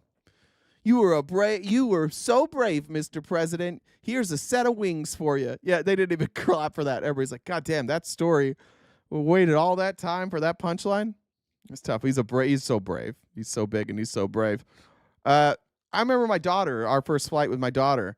A little bit scared. I looked at her. I said, are you nervous? She's like, yeah. I think she was 2 or 3. She's kind of nodded. I said, we'll be okay. She's like, okay. And she looked out the window while we landed, and then she turned with a big smile on her face. I was like, good job. You were brave. It's the same thing. Only difference is she didn't cry about it the whole time. She was she was nervous, but she knew there's not a lot I can do here. I don't need to be screaming about the fact that we're about to land. Not Donald. Donald needed to make sure those pilots knew he was scared. And then brave. Who's a big brave boy? Was just the biggest and the bravest of the boys. So proud. Let me give him a little hair scruffle. Beautiful. By the way, that dumb bitch that was just talking, he's underwater. Day and change has been the worst day of polling for Donald Trump during his entire second term in office. What am I talking about here? Take a look at Trump's net approval rating. CNN, you see it on this side of the screen, -5. Gallup, -6. Ipsos, -7. Quinnipiac, -4. Negative, negative, negative, negative, underwater, underwater, underwater, underwater. These 4 polls, all of them tell a consistent story, and that is Trump is on the negative side of the ledger. His net approval is negative. He is underwater like the Little Mermaid. All right. What are the changes since the beginning of its Right. January? All right. So we don't have a CNN poll to compare, but we do have the other three pollsters that we can look That's honestly not a very good joke. I feel a little bit embarrassed that I laughed at that joke. That was not a great joke. look at. Trump's net approval rating, the change since January. Look at this. Gallup, down 5 points. Quinnipiac, down 7 points. Ipsos, down 13 points. They polled right at the beginning of his presidency. He's so not so a big surprise. expressive. That shows the worst change for Donald Trump. But the bottom line is this. Across the 4 new polls that we have, all of them have Trump in net negative approval rating, and the 3 in which we have a trend line, we see Donald Trump heading in the wrong direction, swimming upstream, you might say. What is driving this? Like, what is making people so upset? Yeah, you know, one of Donald Trump's great strengths during his first term, one of Donald Trump's great strengths during the 2024 campaign was the economy, the idea that Donald Trump could fix the economy. This was one of Donald Trump's great strengths. Now it's one of his great weaknesses. What am I talking about? Trump's net approval rating. You go back to his first term, February 2017, Ipsos, he was at plus 16 points on his net approval. Quinnipiac, plus 6. Look at where he is now in Ipsos. He's 8 points underwater on the economy. And now how do you feel? It's me, Mud Paws. We are talking about the economy. Take that. Quinnipiac, 4 points under on the economy. I honestly never thought I'd see the day in which Donald Trump would be polling so poor on the economy, but that Hit day the gritty. is here. As I said last week, inflation ate the Joe Biden presidency alive, and right now it is very much the case that Donald Trump is in danger of inflation eating his presidency alive because his net approval ratings on the economy are underwater.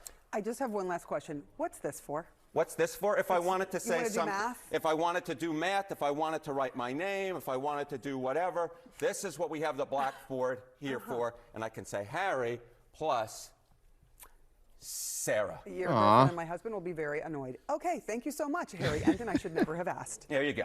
John. It's adorable. That was actually adorable. So who said he's going to spike the football at the end of this? Who said that? Joseph. Yeah, he was hyped. I thought for sure he'd hit the gritty. Trudy, thanks for the super chat. Actually, he wants a Dum Dum Pop. I miss Dum Dum. I haven't had a Dum Dum in a while. Brianna, thank you for the donation. Said, just a humble tribute to the main course of my daily spank bank. You're always there for me, Jay. Thank you, Brianna. I'm glad I can be of service. We're always a weird thing to hear, but I appreciate you saying it.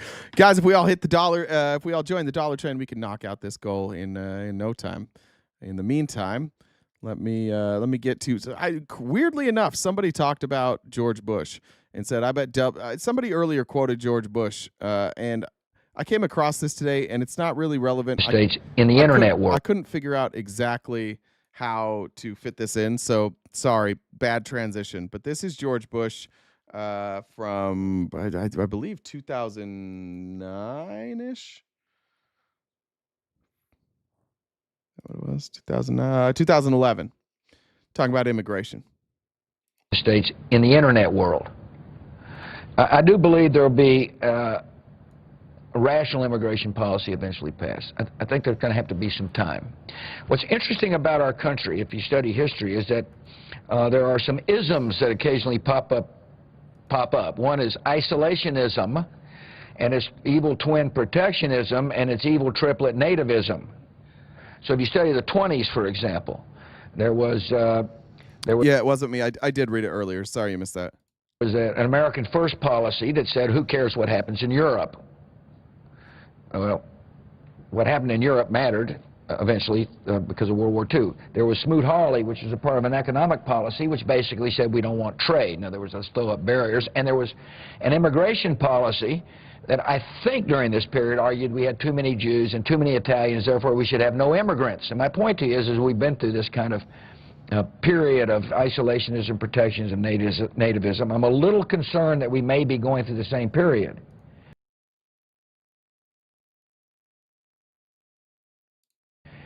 I hope that these isms.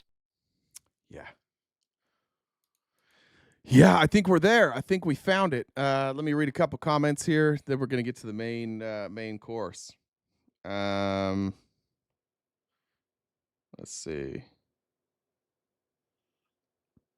Bree says, "Hey, Bay, I have an idea. What if we have someone slip Trump an executive order with a language that him and his whole administration has to step down and it be ratified. He doesn't read anyways, so we should take advantage of that. Yeah, if we could get a hold of Stephen Miller's brother, whoever that guy is, that is reading out all the executive orders because Trump can't read. Are we going to sit here and pretend that like there's not a guy reading this and doing this because Trump's coherent? Trump has no idea. The guy gets up there and he's like, today we're signing an executive order banning trans people from the military, and Trump goes, "Oh, big one." That's it. Like then he just signs it. He can't explain anything because he's old and he's dumb and he's lost his fucking mind, and we're all just sitting here pretending that he didn't because he can repeat the same like 10 talking points over and over. So just every time somebody says something, he's like, I'm just going to say what I want. And then we all just sit there and pretend like, oh, his talking point made sense, so it's fine that he didn't answer the question. It's fine that what he said is nowhere close to an answer to a question. It's because we've let so many people, like politicians for so long, get away with not answering questions that when they don't answer questions, we're just like, oh, this is normal. And we're just never going to recognize when that person not answering a question is due to the fact that they are cognitively impaired. Ironically, the two most popular American presidents from the right are Ronald Reagan and Donald Trump, who both were incredibly cognitively impaired. And what does that say about the conservative movement? When you don't get along with any of your leaders unless they have dementia, what does that say about you? I don't think it says good things. I don't think that that's good for you, that your popular ones are just the ones with dementia. Senate voting on Kash Patel as we speak. Yeah, let me know how that goes. I'm sick to my stomach that Kash Patel is probably going to be our FBI director. I can't imagine anybody is going to have the guts to vote against him. I wrote a bad headline here because I don't remember exactly what this is. Oh, yeah. This actually, one of our, I don't want to name names, but one of our research team members for the last like month has been saying that they believed that Trump's plan was to take over DC and turn it into kind of like a stronghold. If you're going to be a fascist, you're going to need a stronghold, and it's usually the capital city. We saw this with Putin in fucking what's the capital of Russia? Moscow. We saw it in Germany. We saw it in Italy. You create a kind of a compound, and you need total control over that.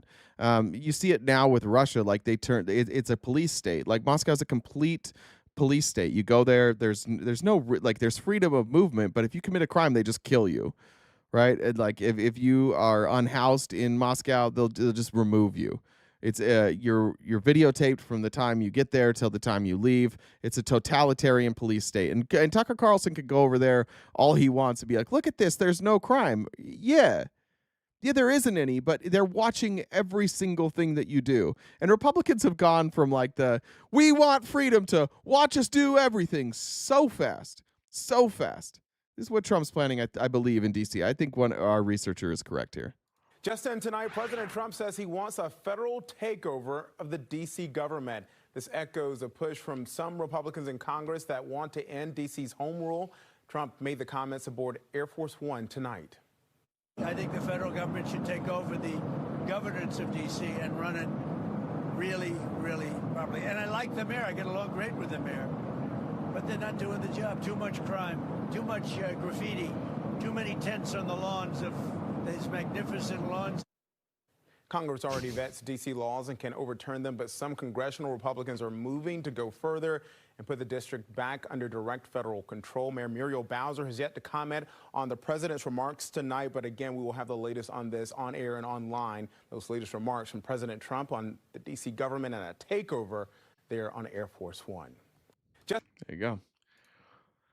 Look, just unprecedented weird shit coming out of this administration. It's damn near impossible to keep up with it. Brianna said, my husband's also listening, and we're wondering where you'd like to be in our Eiffel Tower. At the restaurant at the top.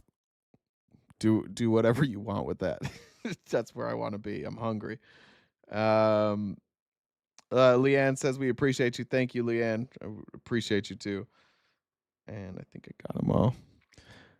Wait, I got to do some math now. There we go. All right, we're gonna jump into the meat of things here. Everybody, we're gonna talk about Russia today.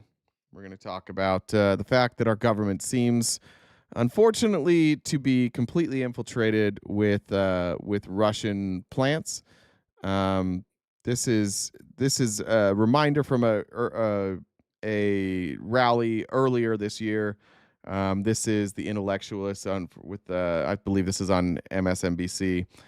Just remember, like, Republicans have been being primed for this forever. It started with Russia, Russia, Russia. It's a hoax, which of course wasn't a hoax. And let me remind you just quickly of the history of Donald Trump's relationship with Russia since he became politically active. Almost immediately, once Donald Trump announced his presidency, there started being whispers and discussions about his ties to Russia. The Russian mafia operated out of Trump Tower. When the FBI came to arrest the Russian mafia, they came to Trump Tower. And they came to apartments that were purchased for well over asking price. And there were concerns then. There were concerns about Trump's links to the Russian mafia then. I guess during the campaign with Hillary Clinton, once Trump had secured the nomination, people reached out to the Trump campaign through. Now I'm trying to remember who it was through. It was through. Man, I can't remember who it was through now. It's somebody in Trump's cabinet. Anyways, they reached out to have a meeting with Trump, and they said that they would provide dirt on Hillary Clinton. Ultimately, Don Jr. took that meeting. That meeting took place at Trump Tower. We now know, based on pretty good reporting, pretty good sources, including Russian sources, that meeting was about exchanging Bill Browder for dirt on Hillary Clinton. Don Jr. First came out and said that there was no meeting. Then he was forced to admit that there was a meeting. Then he had to issue a retraction, which sounded an awful lot like it was in his dad's voice. Then they had to admit, they asked Donald, did you write this for your son? He's like, no. Then they had to admit that they did.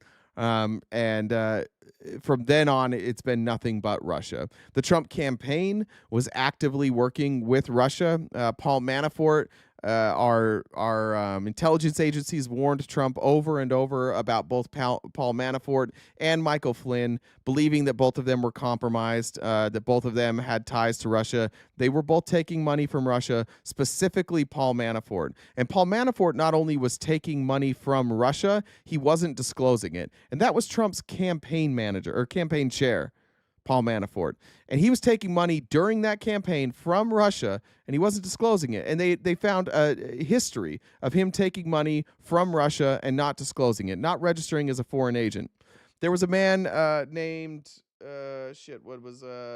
George Papadopoulos, who was running around all over the world saying, yeah, the Russians are helping us. That was based on a relationship that the Russians had with a group called Cambridge Analytica that was owned by who? Steve Bannon. Steve Bannon was one of the owners of Cambridge Analytica. And where did they get their data? From Mark Zuckerberg. They took Facebook data and they compiled that they never should have had. They were able to create profiles of Trump voters, and they started speaking to them. That's why you have Trump voters, like you have the text version where it's just like all the Nazi shit, like that's targeted at you. Like, look, Trump's a Nazi just like you. And then you have like the farmers that's like, yeah, Trump cares about American farmers. They're leaving you behind. They were able to target ads for all these different people. Oh, you like guns? Well, Donald Trump loves guns. Look, here's his son shooting a gun. You're LGBTQ, you're going to see a totally different ad than everybody else is. So Russia was given that information from Cambridge Analytica that was owned by Steve Bannon, and Russia started funneling their own money into United States politics to persuade people to vote for Donald Trump. That's true. Nobody disagrees with that. You could say Russia, Russia all you want. It happened. All our intelligence agents agree.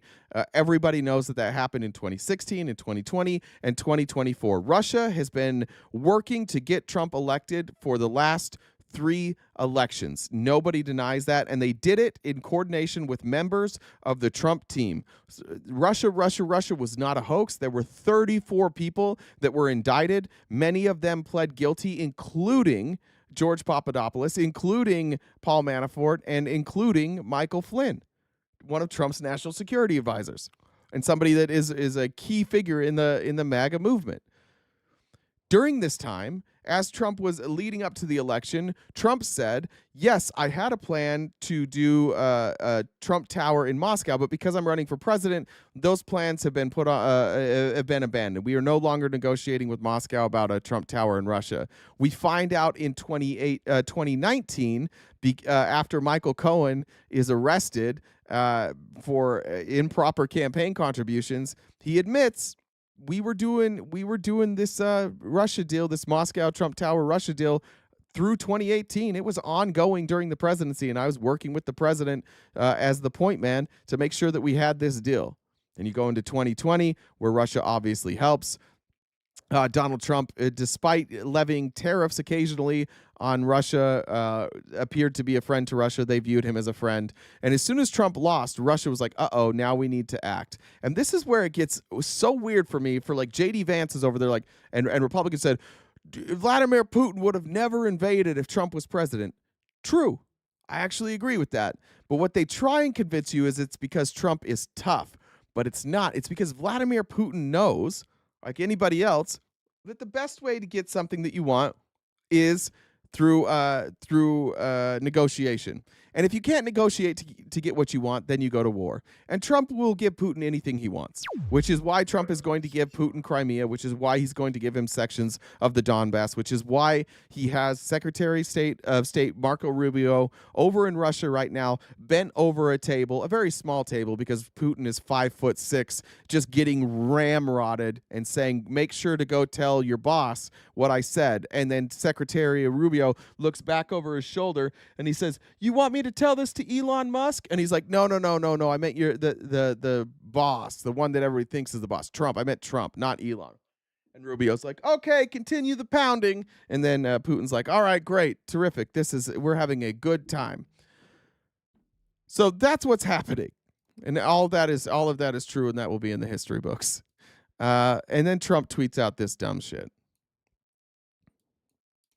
Think of it. A modestly successful comedian, Volodymyr Zelenskyy, talked the United States of America into spending $350 billion to go into a war that couldn't be won. He didn't go into a war. A war was into him. He said, and he didn't talk him into it. The United States had an obligation to defend Ukraine against Russia. We have an obligation. We have long-standing policy that Russia's not allowed to invade Ukraine. If they do, NATO is going to fight against Russia. It's just long-standing policy. We're already lying at the beginning of this. Already. That never had to start, but a war that without the United States and Trump, in all caps, with quotations? What does that mean? Why did he say Trump in all caps in quotations? He's so stupid. We'll never be able to settle. The United States has spent $200 billion more than Europe, and Europe's money is guaranteed, while the United States will get nothing back, except for all the money that was spent is mostly going into our economy for ammunition. Why didn't sleepy Joe Biden demand equalization, in that this war is far more important to Europe than it is to us? We have a big, beautiful ocean of separation. Yet we also have agreements with NATO where all of those countries agreed not to have nuclear weapons because we would protect them. So the whole reason that not every country has nuclear weapons, the reason that Ukraine doesn't have nuclear weapons is because we agreed with Russia, hey, you could keep the nukes, we'll keep the nukes, nobody else gets the nukes, we're on this side with NATO, you're on your side. We promise not to go into Russia, we promise not to bring NATO or Ukraine into NATO, and on the other side, you promise not to invade Ukraine. And despite pressure from other countries in Europe and in NATO, the United States has largely, they've stuck to it. They have not allowed Ukraine to join NATO. We have done our part. Russia got sick of it. Russia's like, fuck it, we're just going. We're taking Ukraine. We tried to get it through Donald Trump when he was here. He didn't do anything about Crimea. We thought we might get the Donbass. We thought eventually we'd get Ukraine, but now Trump lost the election, so we got to go. On top of this, Zelenskyy admits that half of the money we sent him is missing. I don't know what he's referencing there. Are they like are the records like not accurate? I don't actually know what he's referencing there. I tried to figure it out. I don't see any quote from Zelenskyy saying that half the money has disappeared.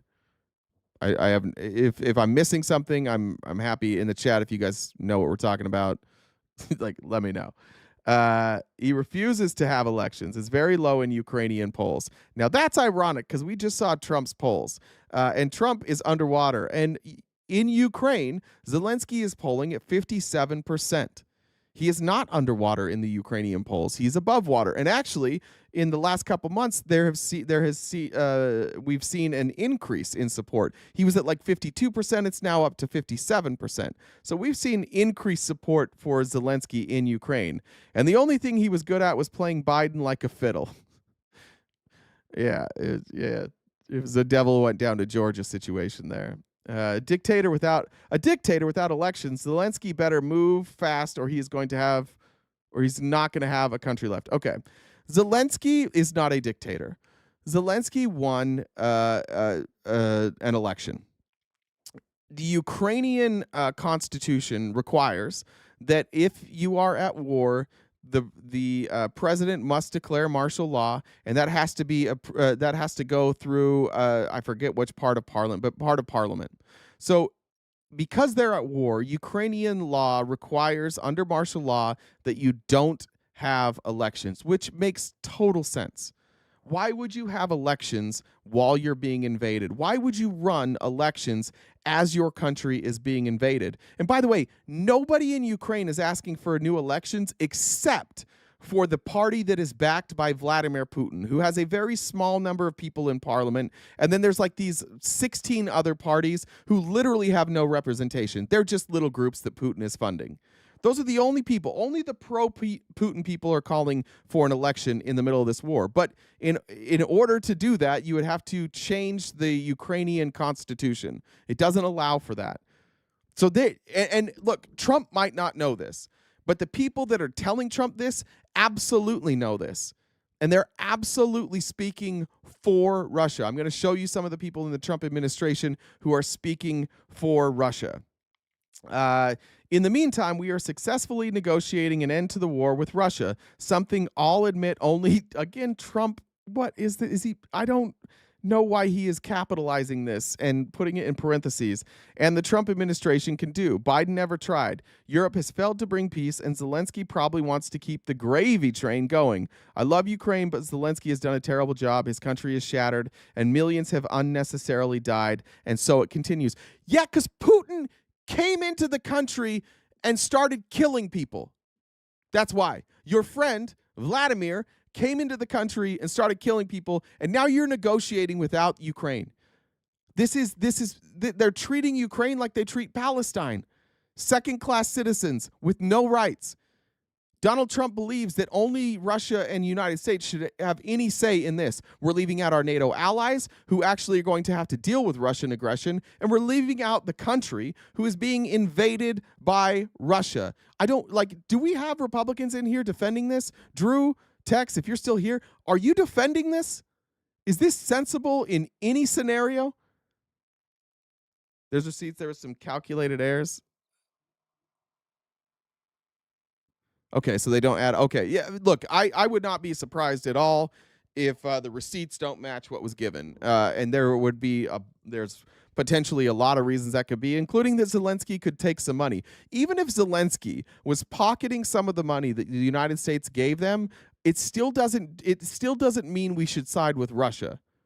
Right? What Putin did is still wrong. It's like saying, I'm simplifying it a lot. What am I not covering, Drew?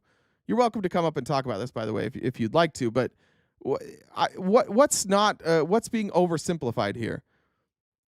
Russia invaded another country. They were not provoked into invading that other country. In fact, they had already stolen land from that country. Nobody provoked Russia. That's bullshit. It's absolute bullshit. But MAGA's out here doing it because MAGA is owned by Russia. Here's a clip from Tulsi Gabbard, which I think was like a year ago. I think this is before Trump was president. But we're going to break this down one by one. Tulsi Gabbard is one of two things. Either wholly owned by Russia or wholly informed by Russia. But what she says here is, it is remarkable how much she lied about right here. And they're still, and Republicans are saying this exact stuff today. I'm going to have to stop this a lot. I apologize in advance. Here is something that the political establishment and propaganda media don't want you to know. Ukraine's President Zelenskyy has just banned yet another political opposition party, one that questioned his legitimacy as president, and used Ukraine's Department of Justice to mandate the seizure of this party's members' assets. Now, this is just the latest of Zelenskyy's actions to do this sort of thing. He began banning major political opposition parties in 2022, when he also started. All right, so let's talk about that. It's an article from 2022 from The Guardian. Ukraine suspends 11 political parties with links to Russia. The country's National Security and Defense Council took the decision to ban the parties from any political activity. Most of the parties affected were small, but one of them, the Opposition Platform for Life, has 44 seats out of the 450 seats in the Ukrainian parliament. They are a tiny minority of the seats, 44 out of the 450. Therefore, the National Security and Defense Council decided, given the full-scale war unleashed by Russia and the political ties that a number of political structures have with this state, to suspend any activity of a number of political parties for the period of martial law.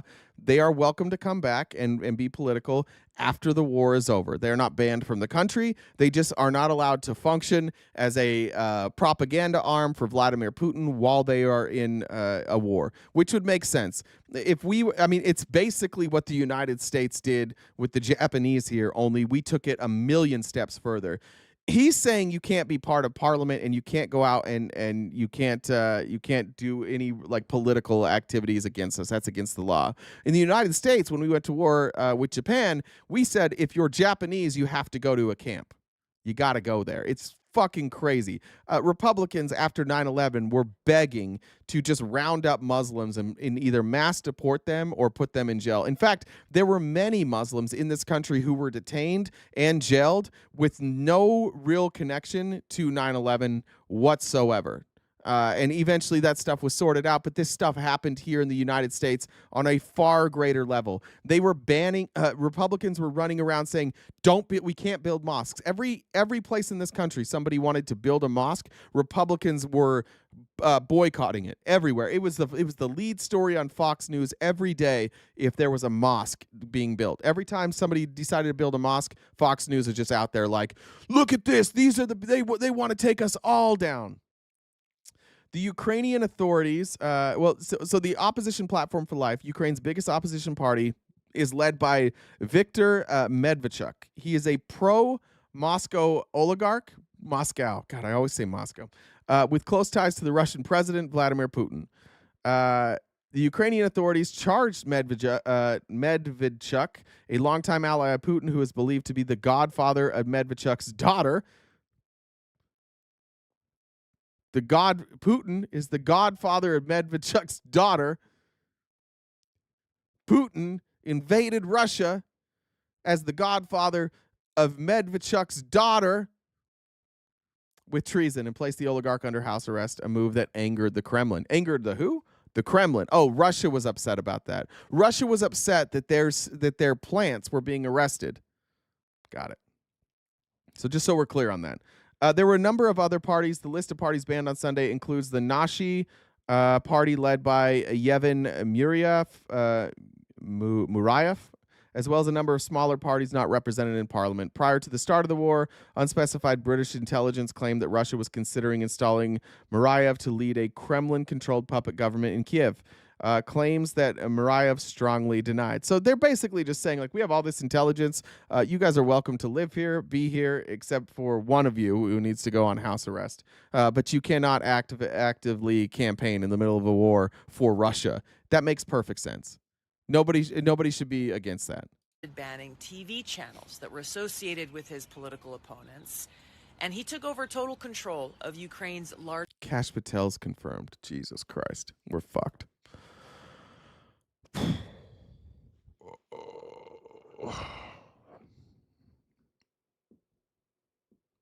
Jesus. Whew. It's scary for people. I just got to tell you, Kash Patel being FBI director does not make me feel safe. I'll just say that. Yeah, I don't feel safe. I don't feel very safe at all. Largest television networks, now controlled by their government.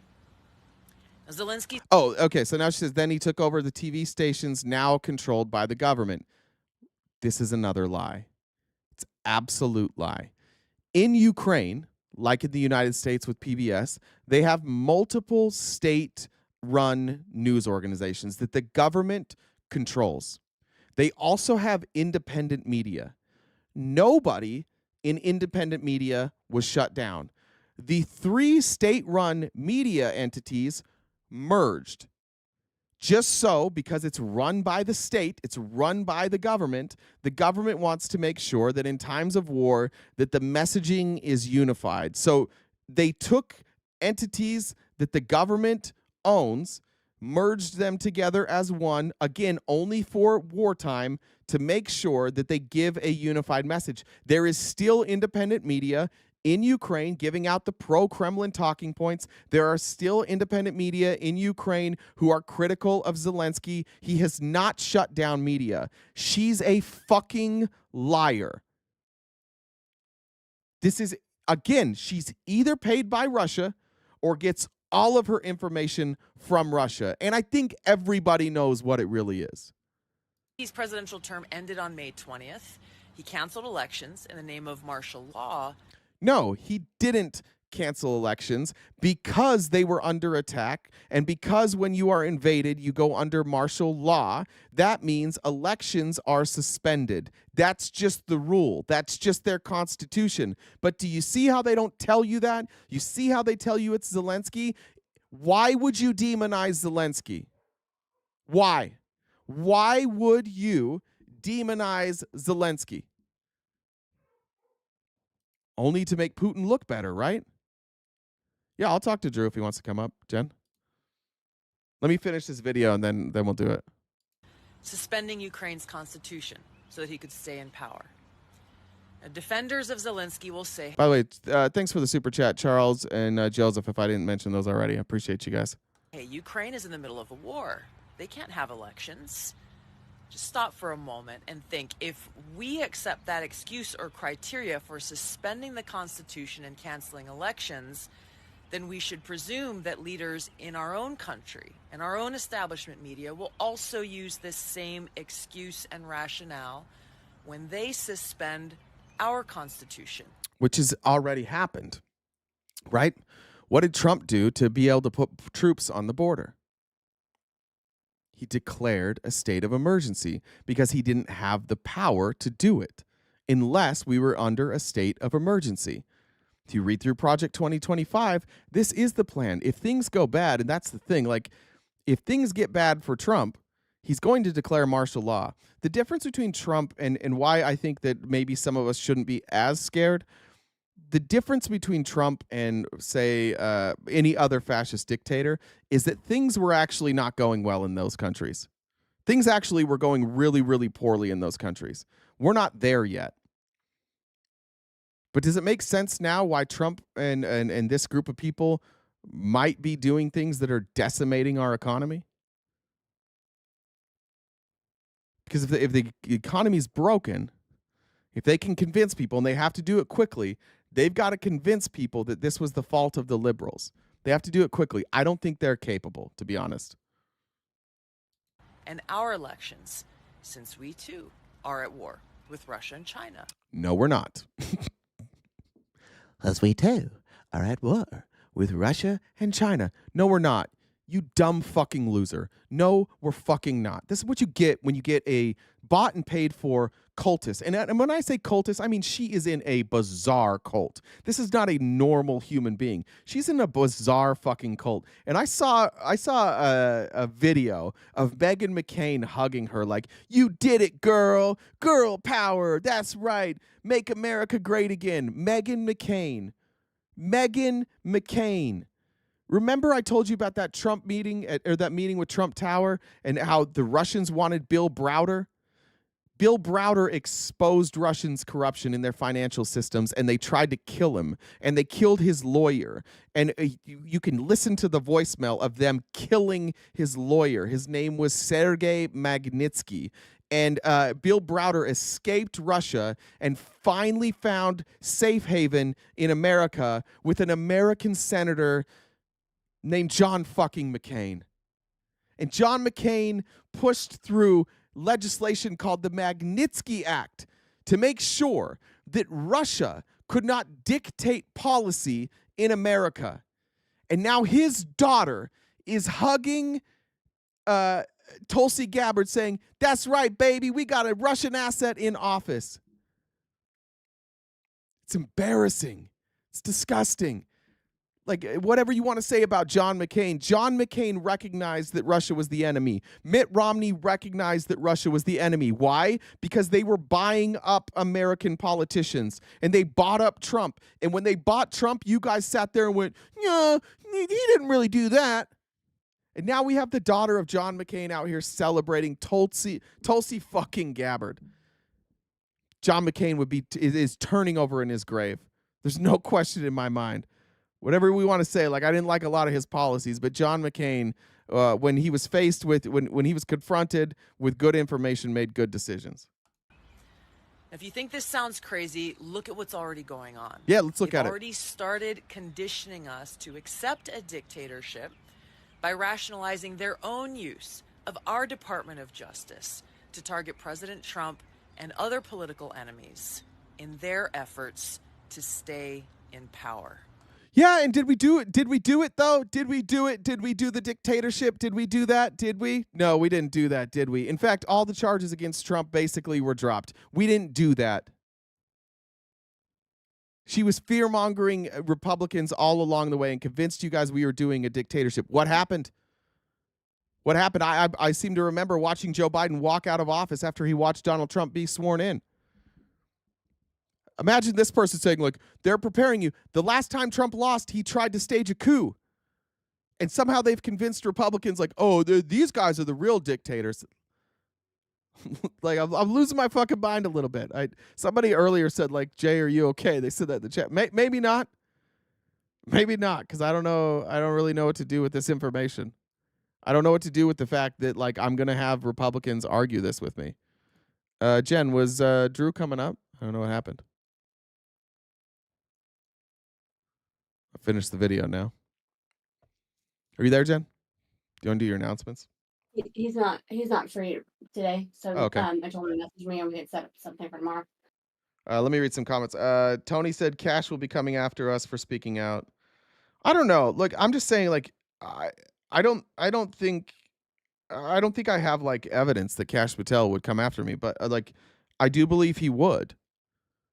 That's the problem. Like, he would. And I think everybody knows that. I don't think Republicans disagree with me there. I think that if I had a voice that had enough traction and Kash Patel was unchecked, which looks like he's going to be, I think he would. Just because, like, feeling unsafe and being unsafe aren't necessarily the same thing, but as somebody who uses his freedom of speech to make money and talk about these people, yeah, I am concerned. Sully says these people have lost their fucking minds, that's for sure. Take it away, Jen. All right. While Jay's doing the math, if you look at the top left-hand corner, he's going to update what's left in the gift goal. This is our job. We need to hit this each day to keep the show going. So if you guys could help us, Venmo, Cash App, PayPal, Super Chats, all that go towards knocking out the gift goal. If you haven't already subscribed to us on Twitch or YouTube, please do so. We're trying to get to 500 total subs, and then we're going to do a calendar. If you guys want an invite to the Discord, you can message or you can ask any mod and they can get you an invite link. Or if you want to DM me directly on Discord, it's Jen, Jenn, Dub, DUBB, the number 1. And I can get you an invite for all that kind of stuff. And then what else? Yeah, as I mentioned, we got the merch. It looks like some people checked out some of the new merch stuff. Not any of the new stuff yet, but we got a whole new Jasmine Crockett line that you guys might want to check out. Come through, boo. Yeah. So those are fun. Ash and Biter did those designs for those. And I think that's 188 left. So we've got about an hour and a half left of the show. We wrap up about 1 o'clock each day. So if you guys could help knock that out. I was really shocked when I found out my toaster wasn't waterproof. I'm dead. Bree said, not to ask too much, but are you willing to come nuke these cheeks? All that talk has me wondering if I could make you the dictator pound town for me.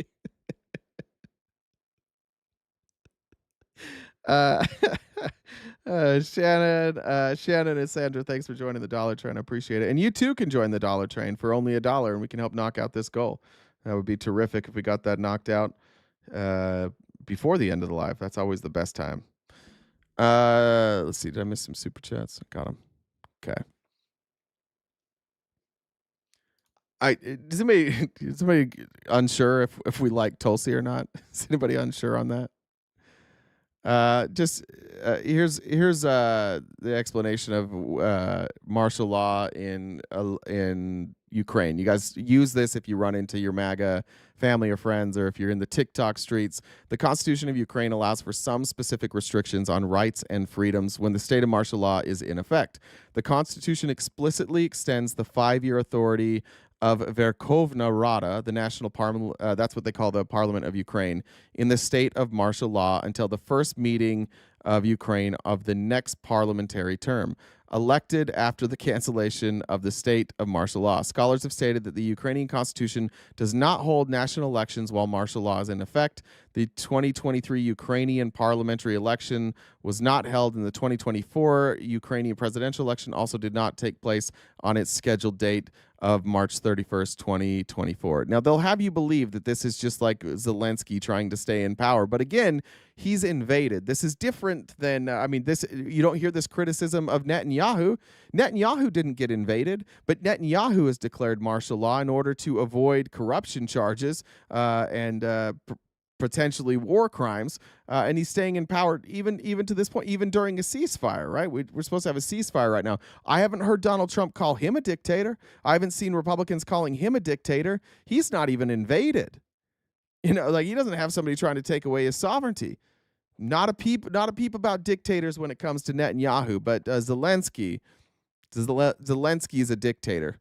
While a dictator is invading his country, by the way. There's just an actual dictator invading a country of a non-dictator, and the Republicans are telling you, don't look at the dictator invading. The real problem is the person being invaded. If we're dumb enough on that, I guess we're dumb enough, Republicans. If you're dumb enough to believe that shit, that's probably why you voted for him in the first place. Quick reminder of, God damn it, we could have had Kamala. This clip's going around. I'm sure everybody's seen it, but she knew. Everybody knew at the time.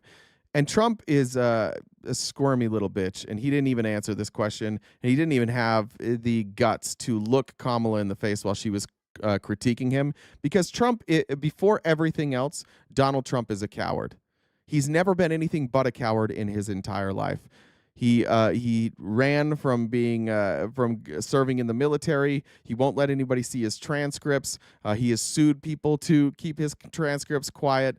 When any dirty secret comes out, he tries to sue him. He sues everybody who says anything bad about him.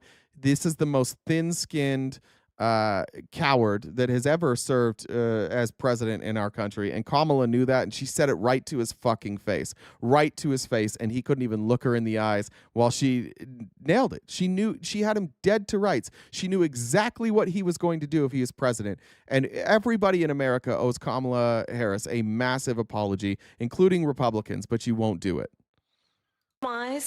Putin would be sitting in Kyiv with his eyes on the rest of Europe, starting with Poland. And why don't you tell the 800,000 Polish Americans right here in Pennsylvania how quickly you would give up for the sake of favor and what you think is a friendship with what is known to be a dictator who would eat you for lunch.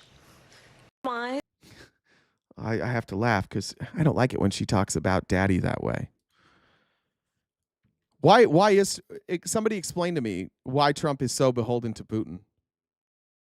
If he's not owned by Putin, if Putin doesn't have compromise, if Putin doesn't have some backdoor deal with Trump, explain to me why he's beholden to Putin. I need a Republican just to, for the love of God, tell me why. Why are we on his side?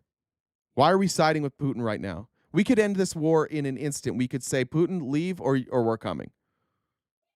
The Russian army has been absolutely decimated. We could do the same thing in Israel. We could do it in both places. We talk about America, like Trump will invade Mexico, no problem. No problem, we'll go to Mexico. No problem, we'll go into Palestine to keep those pesky Palestinians out of their home. But what we won't do is sit on the border and say, try it. Russia's not going to try us. They can't. They can't beat us in a war. Israel's not going to try us. The Palestinians aren't going to try us. We want to use, if we have this massive tool that we can use and we say like, oh, we've got it with peace through strength. Where are we going to use our strength at some point? You guys all said peace through strength. Where's the strength? What's the strength we're using in Russia right now? The strength of our friendship with Putin, the strength of our daddyhood. You know who else knew it? Hillary knew it. And Trump was a little bitch with Hillary too, because he can't look anybody in the face. He can't be criticized, and Hillary knew it, and she had him dead to rights. Putin, from everything I see, has no respect for this person. Well, that's because he'd rather have a puppet as president of the United States. No puppet. And it's pretty clear. You're the puppet. It's pretty clear you won't admit No, you're that the the puppet. Russians. I'm rubber, you're glue. Clearly he's a puppet. She nailed that. I don't know. The Republicans, you guys are so misogynistic that like you say, Putin couldn't be afraid of you. We know what you meant, women. But they were both right.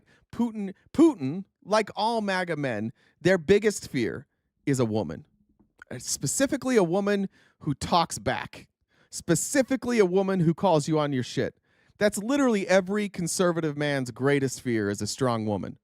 Have engaged in cyber attacks against the United States of America, that you encouraged espionage against our people, that you are willing to spout the Putin line, sign up for his wish list, break up NATO, do whatever he wants to do, and that you continue to get help from him because he has a very clear favorite in this race. Absolutely true. Trump can sit there like he used to be a little more emotional. These attacks used to get to him. But then after Vladimir would call him and be like, you did good, Donnie. You did good. And Donnie never had a real dad that loved him. And so Donnie's like, thanks, Vlad. I appreciate it. And then Vlad laughed. He's like, hey, have you heard of Tulsi Gabbard? You ought to check out Tulsi Gabbard. She'd be a great DNI. She'd be great for intelligence. So, I mean, I own her, but it would be great to have her there for intelligence. Yeah, they both called it. And the thing is like at the time, and this is, I think, what's frustrating, is at the time, there was some deniability. Like I'll give them the benefit of the doubt, right? Like if you didn't trust Hillary Clinton and you didn't know, like Trump was new and you didn't really know the background of Trump being owned by Russia, and most people didn't, fine, there's your benefit of the doubt. But what about now? How do you watch this 8 years later and go, oh, Trump was right then too. He was lying then. He was lying to Kamala. He's lying now. He just lies. But none of you care. This is General Jack Keane. He was awarded the Presidential Medal of Freedom by Donald Trump.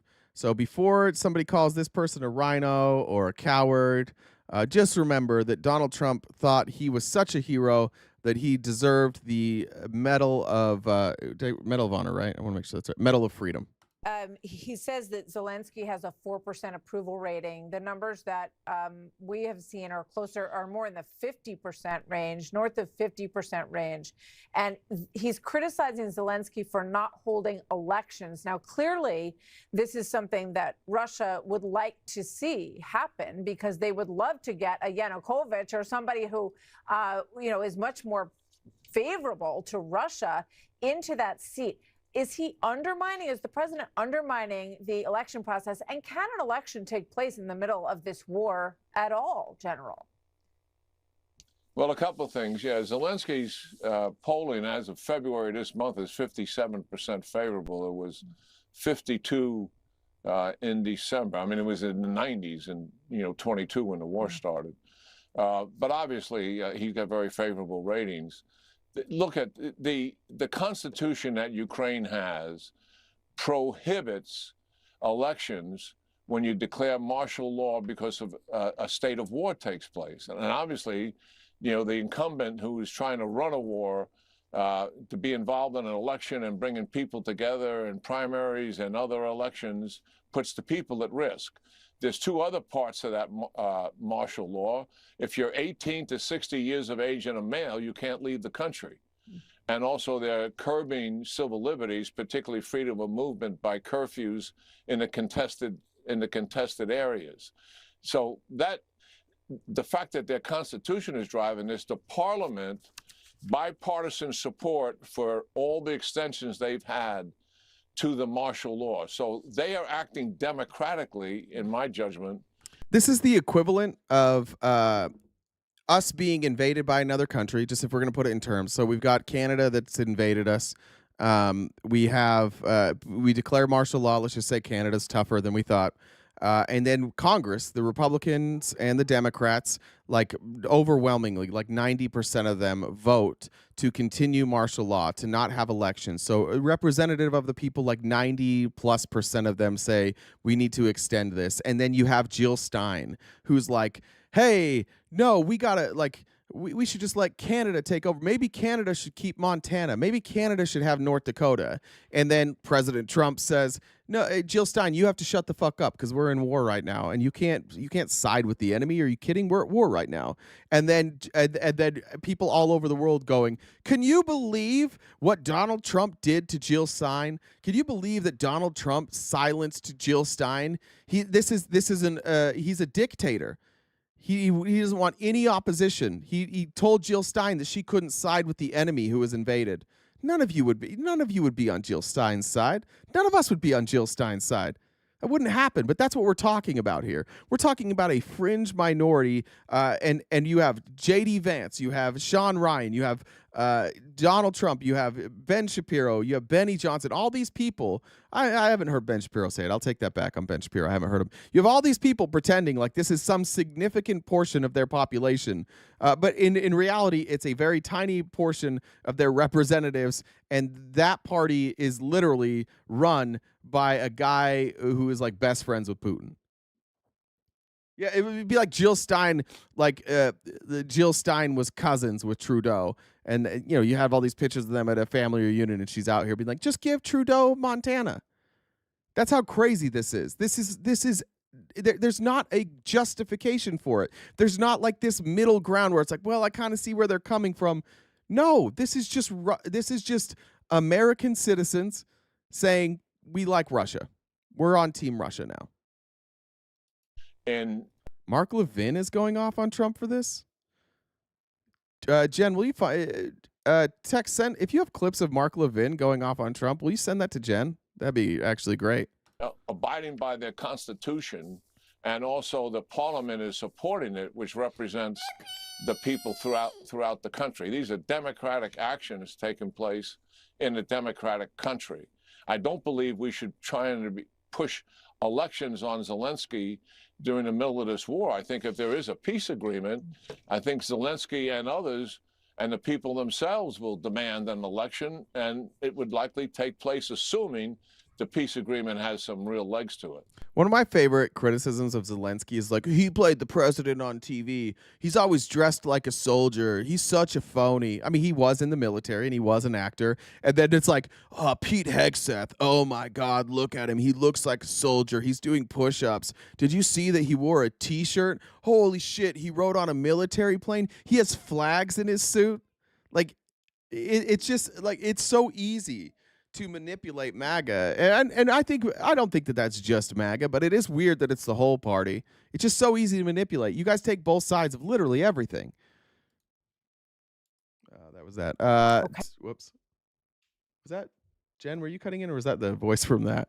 I can't tell. Dreamliner says Elon is firing people. Big Balls is stealing info. Farmers are going bankrupt. Trump is warmongering. Kash Patel is confirmed. We're hated around the world. But good news, there's an asteroid on the way. I saw that. It's like 20. It's like it went up from like a 1% chance to a 3% chance. Something like that. Listen, all is forgiven with Elon Musk. If there's an asteroid, if it's going to hit us, and we put Elon Musk in a rocket, and he flies up there like the end of Independence Day and flies right up that alien's asshole and blows up the spaceship, fine. We'll put Elon on a rocket ship, and he's got to go run into that asteroid. That's the only way he can be forgiven. That's it. I think that's fair. Is that fair for everybody? I know nobody wants to forgive Elon. I don't either. But if the world is going to be destroyed and we put Elon on a rocket, he has to go, and he hits that asteroid and saves the world, we'll forgive him. I think that's fair. That's a good look at that. Look at this. We're coming together. Right and left, we're coming together.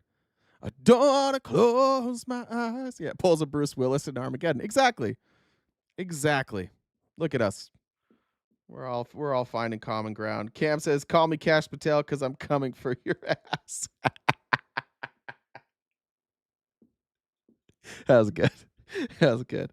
Wasn't me says, "I vote Donald Trump and Elon under the island." I mean off the island. I meant off the island. That was solid, Cam. I liked that one. Right. I don't even know if I have like a full amount of information to get through the show. We'll see. Oh, I still have my PBS there. Just show a couple other reactions to this, and then we may play that PBS special. Just a couple other reactions to this. Jen must be here. Hi, Jen. Yeah. So Bev, myself, and Tex all found the same article, and I dumped it in RBC. Who found it first? I think Bev and I both did, because I was looking it up, and then Bev tagged me in the research chat. So take that. I'll give Bev the credit. I'll give it to Bev. Yeah, I love that we just. I see the message. Tex didn't send this. Bev and I found it at the same time. I love that. All right, so this is from Media. but Tex did text me right after that with the Tex. same article. Listen, so all three of us. Tex, all of us are always a step behind Bev, so you can't even feel bad about that. Bev is always a step ahead of all of us, so 100%. It's not even an insult. The fact that you were close is actually a compliment. God damn, Warby Parker is all. Look at this. Warby Parker really wants me to get some new glasses. What's going on here? This is a terrible website. Fox News, Mark Levin. Okay, do I have the video? Is it here? All right. Finding video. I was looking for one, but that's. I think it's right here. It's even got it's time stamped. But I want you to listen to this. Jack Keane got a special medal from President Trump, as I recall, and deserves it. He's a great man, a retired 4-star general. He's very sober about these things. Medal of Freedom. And this is what he said on Martha McCullum's show on Fox this afternoon. Go. He says that Zelenskyy has a 4% approval rating. The numbers that we have seen are more in the 50% range, north of 50% range. And he's criticizing Zelenskyy for not holding elections. Now, clearly, this is something that Russia would like to see happen, because they would love to get a Yanukovych or somebody who, is much more favorable to Russia into that seat. Is the president undermining the election process? And can an election take place in the middle of this war? I know we just heard that. Let's see if I can figure out how to skip past it. We're at 2246. Let's see if we go to 20. Let's see if we're... A state of war takes place. And then obviously, 15 to 60 years of an election. Iran getting... All right, let's skip past I want to make sure the facts are on the table and you, the American people, draw your own conclusion. MAGA doesn't support Putin either. MAGA doesn't support Iran getting nuclear weapons either. People claim to be speaking for you, who are not speaking for you, who are in media, who are in other positions and so forth. And if you know the full extent of their views, and if you know the actual situation with regard to Zelenskyy ordered martial law. That's what the Constitution there compelled. Zelenskyy hasn't called for an election. That's what the Constitution there compels. Now, I'm waiting for the first free election for Vladimir Putin. I mean, this is almost comical in a sick way. That Yeah, I don't know how I missed this in preparation. Vladimir Putin had an election, and he killed the guy. He fucking killed the guy that was running against him. I don't want to, like, and MAGA's out there like, oh, they banned some people who had no representation, a tiny party. That's a great point by, God damn it. I don't like that Mark Levin made that point, and I didn't. Just kudos to Mark Levin. I can't stand, damn it, that hurts my feelings. But yeah, I don't know why I didn't say that earlier. He killed the guy. It's what they do. He kills, they don't have real elections in Russia. And anytime somebody gets even remotely popular, they wind up in jail and then dead. Putin is demanding an election. Yeah, Putin. Why is he demanding an election in Ukraine when he doesn't have free and real elections in his own country? And why does he get to call the shots when, in fact, he murders people who dare to challenge him? All the famous suicide jumpers. But worse than that, he throws them in prison, gives them 19-year sentences, they get sick. He sends hitmen, assassins into London, into Germany to kill anybody who opposes him. There's not a single independent media outlet left in the whole of Russia. He shuts them down. He kills journalists too. This is what we're dealing with. Again, old KGB, and not just KGB. He was in, like Flynn, with the Stasi in East Germany. So I don't know why there are people that not only oppose Zelenskyy, but seem to support Putin. Putin. It's bizarre. I do notice that Levin is being a little bit of a coward here and not just directly saying Trump. He's like, what about all these MAGA voters that like Putin? Well, there's a reason they like Putin. It's because Trump likes Putin.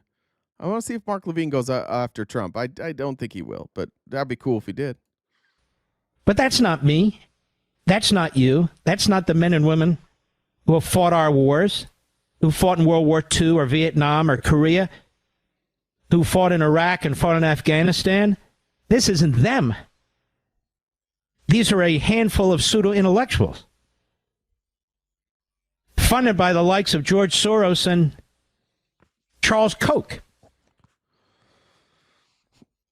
They're not Soros. Not Soros. Koch brothers? Yeah. By the way, who was funded by the Koch brothers? Who ran... Oh, popped off my headphones. Who ran two... Anybody, let's play a game. Which Trump appointee ran two, not one, but two Koch brothers nonprofits? Let's play a little game of trivia. Who ran two Koch brother nonprofits? Anybody?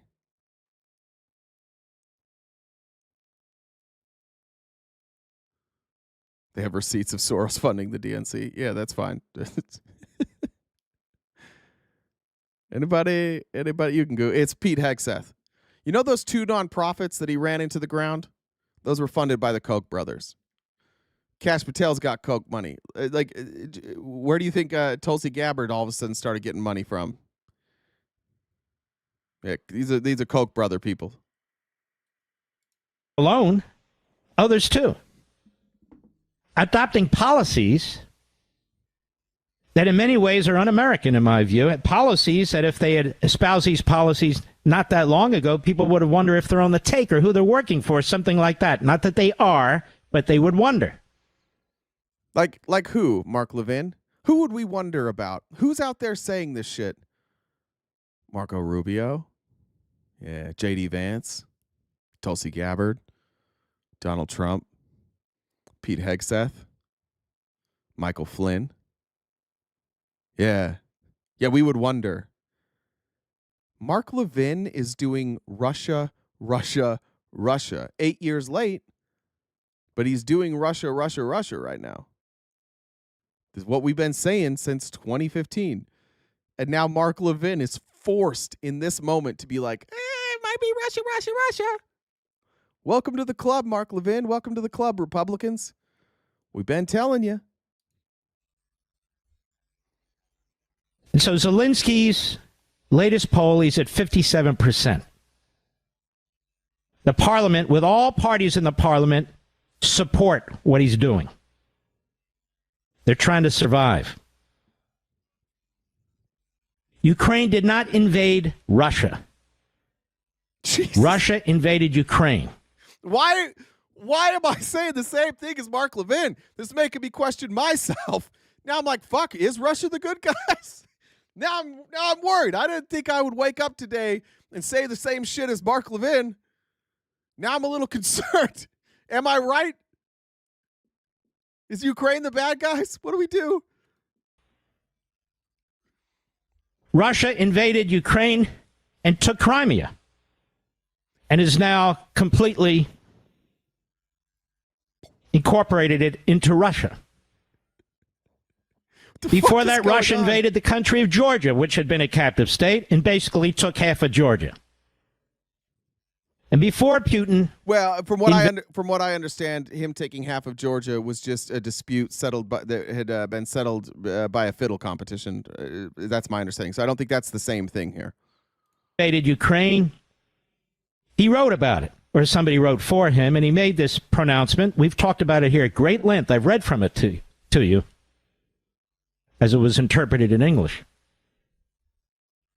about how Ukraine was always Russian, which is simply not true. And he went even further, that where there are Russian-speaking peoples, it's Russian. That's what Hitler said. Where there are German-speaking people, it's German. What the fuck? He's calling MAGA Nazis now? Mark Levin is calling MAGA Nazis now? Like, what is going on here? What is happening? And of course, they go beyond it. What the fuck is happening? But his eyes are set on Moldavia. His eyes are set on Poland. His eyes are set on Romania. How do we know it? Because either he or his surrogates have said so. Kamala said all this. What is this? Is Levin working for the Harris campaign?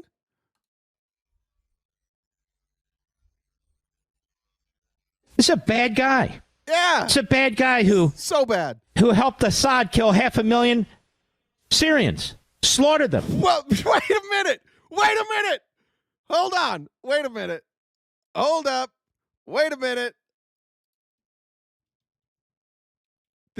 What is going on? You know, remember this article? Now we're talking about Assad? Who's got questionable connections to Assad? A mysterious meeting with Syrian president is at the center of the spy chief's nomination fight. Tulsi Gabbard returned to Washington from a clandestine sit-down with Syria's then-president Bashar al-Assad 8 years ago this month. She was greeted with a flurry of criticism. Who's the person that's been... what is going on?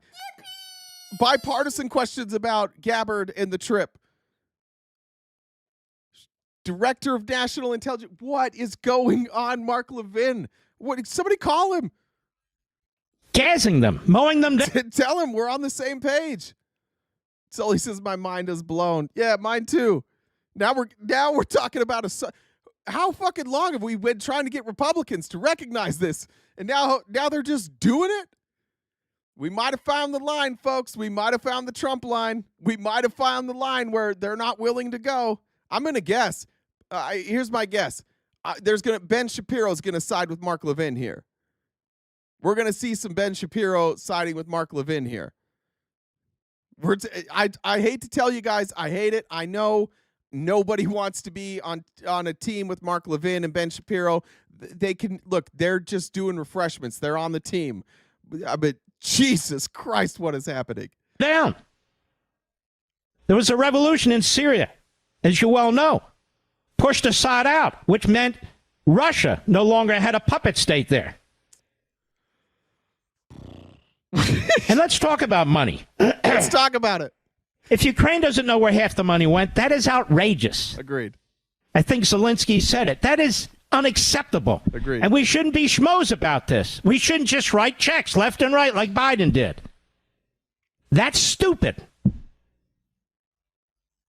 That's stupid. I don't know if it's cost us $350 billion. If it's cost us $1 billion and you don't know where half of it went, that's bad enough. We spend money here, trillions. We don't even know where it is. 4.7. By the way, Mark Levin, back to his propaganda arm. He's like, Biden was just handing out checks. No, bitch, that's not what the president does. Mark Levin's claim to fame is that he's a constitutional scholar. Congress wrote those checks. They have the purse, just so we're clear. That was Congress. It was bipartisan. It wasn't Biden. But they have to do that. Now he's throwing the bone to his base. He's like, ugh, I know I'm getting real close to criticizing that orange god. So hold it real quick. Let me take a shot at Biden. Trillion we can't track. Is that the Dan Goldman that's here? Is that you, Representative Goldman? And we're not even in the middle of a civil war. But that's unacceptable, too. No excuses. But I want to add another fact. After World War II, and even up to today, it isn't, Drew, I know you're a little behind, so you're going to get this later, but he's not comparing Vladimir Putin to the Nazis. He's comparing Vladimir Putin and the people who defend, hey, these, like, I've debated this with multiple MAGA. They're like, the people in Crimea speak Russian. They should be Russian. The people in the Donbass speak Russian. They should be Russian. So it is MAGA. It was a MAGA talking point forever for why it was okay for Russia to invade Crimea and the Donbass. Grandparents, your parents, and you. I played the clip earlier of that lady saying he just wants to take back what's theirs. We want to show that? We can show it again real quick. Remember this lady said it before. Ukraine, would it give you any pause? I don't have a problem with Russia. I really don't. I have a problem with Ukraine. They're corrupt. I think that people are just ridiculous that they think that Putin's such this enemy. He isn't doing anything. He just wants back what was his. But he invaded. He just wants back what is his. He invaded Ukraine, killing. Just to be clear, so it is MAGA, and they're there at a Trump rally, and they're upset that people are criticizing Putin. Have spent trillions of dollars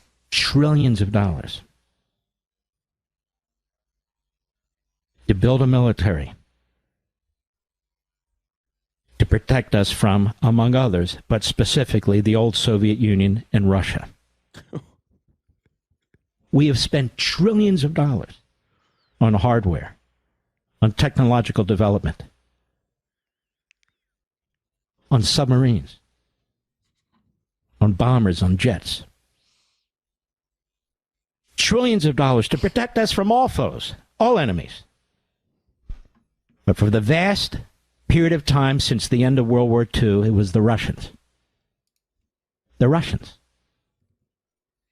Ukraine doesn't have any nukes. In 1994, we, the British, and the Russians signed a deal that all those nukes would be given voluntarily by Ukraine, then a separate country, to Russia in exchange for an agreement that if Russia's invaded, that if Ukraine's invaded, Russia, Britain, and the United States will assist them. Obviously. Yeah. That's why we can't leave NATO. That's why J.D. Vance being over there in Europe going, fuck you guys, you're on your own now. That's why it's crazy. Because this is why it's crazy. Holy shit, guys. We found a reality we could coexist with some MAGA in. This is unfucking believable. It's crazy. I mean, granted, it's Ukraine. Granted, it's Russia. But holy shit, from now on, every time one of these MAGA people says, hey, Russia's not bad, just say, go check on Mark Levin. Go talk to Mark Levin. Just go check. Go see what Mark Levin has to say. That didn't mean crap. And they lost their leverage when they gave up all their nuclear weapons, but they were pressured to do it.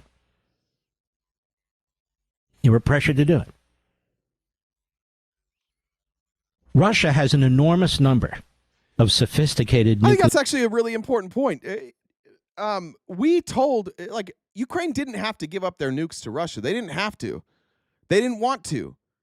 They're like, guys, we're not safe. He's going to come back. He's come, like, They're going to come back and try and take our land. And the United States was like, listen, I get it. I know you don't want to give up your nuclear weapons, but this is the only option we have. So give your nukes back, and I promise, I pinky swear, we'll be there for you. We'll be there for you if Russia comes a-calling. And from that day forward, Russia said, we've got to infiltrate the United States. We've got to infiltrate their leadership. We've got to infiltrate their government. We need internet came around, social media came around. Holy shit, we've got to infiltrate their thought process. You want to know why, you want to know why MAGA is so far fucking removed from reality? Because Russia's been doing that. Do you want to know why we're we're one of the only countries that has this many anti-vaxxers, like this level of anti-vaxxers? Because Russia recognized there's a portion of Americans, a big portion of Americans, who will freak out if any speech is censored. And so they just said, let's start spreading some shit. Let's start lying to these motherfuckers. And then our government's like, oh man, like this is hurting people. We should censor this. They censor and the divide just further and further and further and further. It's ironic that Russia has spent decades ripping us apart on purpose. And specifically, by the way, you guys, you on the right, the messaging they didn't target us. Like it didn't work. They did, but it doesn't really work. It doesn't work on the same way. It works on you guys though. And we're now in a place where we don't feel like we live in the same reality because you guys are heavily influenced by Russia. But ironically, it might be Russia who brings us back together. It might be Russia overstepping that brings us back together. Because if you're sitting here, if you're Tex, if you're Drew, or if you're a different Republican who's sitting here, you may not admit it outwardly, but you know goddamn well that right now you're doubting it. Right now you're doubting, is Tulsi a Russian plant? Is Trump team Russia? Ask yourself this, am I absolutely certain? Am I absolutely certain that Donald Trump isn't a Russian asset? Am I certain? I don't think you're not. You're lying to yourself if you say that. And none of you think that. Ironically, it could be Russia and Putin and Trump with their arrogance because they believe that no matter what they say, MAGA will believe it because MAGA has believed everything they've said. Now is the time to pedal to the floor. Now's the time, pedal to the floor. Now's the time we confront MAGA non-fucking stop. Non-stop. I'm just jealous I can't afford a penthouse in Trump Tower. That's right, in Trump Tower, Moscow. I wasn't going to share this, but I'm going to do it anyways. Haley sent a message, said you can infiltrate this. Thank you very much. Appreciate that.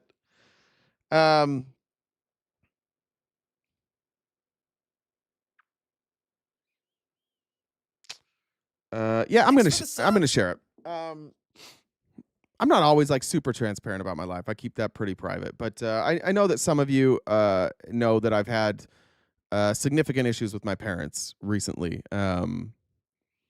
where we couldn't get on the same page and it caused a chasm. And I hadn't heard from my mom in quite a while. It's been a long time. The last time I talked to her, I wrote a pretty lengthy message, and then 3 weeks later, I finally got a message back from her. She was letting me know about some family news, and then just said like, hey, I want to figure out a way to talk about this. I want to figure out a way that we can talk about politics, which I appreciate. I think that took courage from her. So I'm just going to read you what I wrote to her, and this is me being a little bit vulnerable, and I feel like there's like still the Republican in me, the toxic masculinity that's like, I know that people are going to be like, you little bitch, but that's fine. So I'm just going to read you what I wrote to my mom, and maybe it helps you, and maybe it doesn't, and either way. she said she doesn't want to get angry or argue. She doesn't like when I curse, which is a problem because I curse a great deal. And the last time we talked, I got very upset and I said a lot of curse words. Not directed at her, but any curse word hurts her. So I just said, I messaged her, I said, I don't want to argue. I don't want to talk necessarily about religion. I just have an incredibly difficult time with the cruelty and inhumanity of the people I grew up with and around. Everything I was taught about Jesus tells me he wouldn't be a Republican. And frankly, I don't think he would be happy with the political views of your church. My main frustration is that when I go to Utah, I hear so much hate for immigrants, for gay people, for trans people, for socialists, and they seem to glorify the horrific human being that Donald Trump is. Jesus was a socialist. The entire goal of Mormonism is to someday be socialist. My frustration is that even though I left the faith, I live the principles of Jesus more closely than most people in Utah. So it's hard for me to hear that my cursing or my medical use of marijuana to treat medical conditions is so egregious when I see my friends and family cheerleading a genocide in Palestine. We're currently rounding up immigrants and putting them in camps. We were always taught growing up that we wouldn't be deceived by the people who were our opposites, but by those who outwardly express our same views.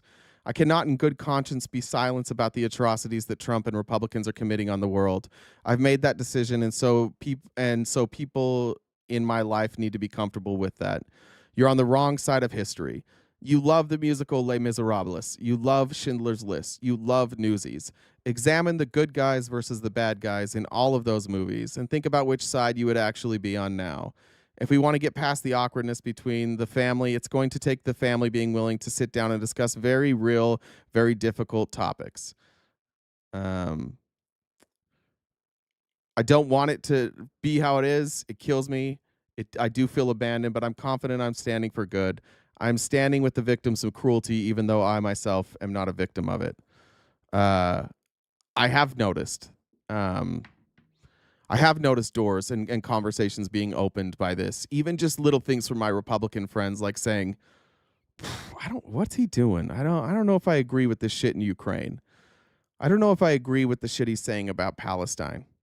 Like the cracks are forming, and I think that again, like some people don't like this, but like creating a soft landing for people.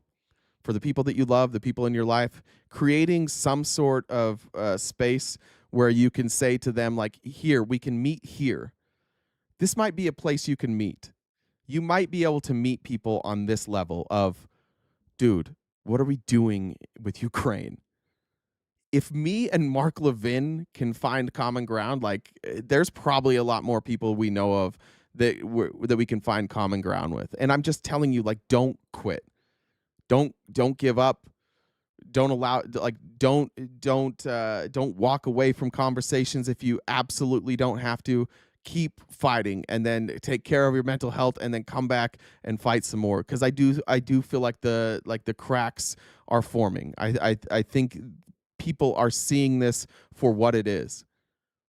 I really don't think that there is a Republican out there that can sit there and watch this and still, in an honest way, say, yeah, Donald Trump isn't doing the bidding of Russia. I think the Russia thing is absolutely true. And I think most people know that. Let me check some messages here.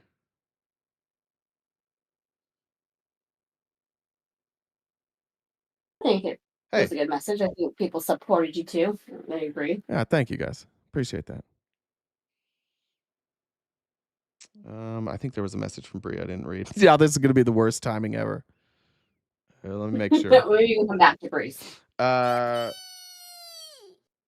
She's in a meeting anyway. Yeah, she said that's what it was. She's telling me to check my Discord message. I saw it. I'll have to read it in a second. Haley, thank you for the Cash App. I appreciate that. What's up, Jen? Just come to do my plug. So it's all you. I'm sure I'll do the now. So we've got about 40 minutes left. We wrap up each day around 1 o'clock. So that top left-hand number, we need to get down to 0. Venmo, Cash App, PayPal, Super Chats all go towards the goal. Please subscribe to us on YouTube and Twitch so we can get towards our calendar. Invite to Discord. Any mod can get you an invite. So if you see them in the chat, let them know. Or if you want to message me, Jen, JENN.DUBB, the number 1. And we can get that going. merch, I think I mentioned earlier. We have some new merch, so if you want to check out the links for that in the link tree, in the different bios, we've got that. And then also, if you guys are on YouTube, please like the stream. There's a little heart that helps push the live that may possibly other people can come and check us out. So please, if you could like the live. We also got new content coming up on a regular basis over on YouTube. If you guys could maybe go check out some of the videos, leave a comment, interact, like, all that kind of stuff would be helpful as well. So yeah. See. Why didn't the wife attend her husband's funeral? Why didn't the wife attend her husband's funeral? Mm-hmm. I'm guessing she was in jail if it's you.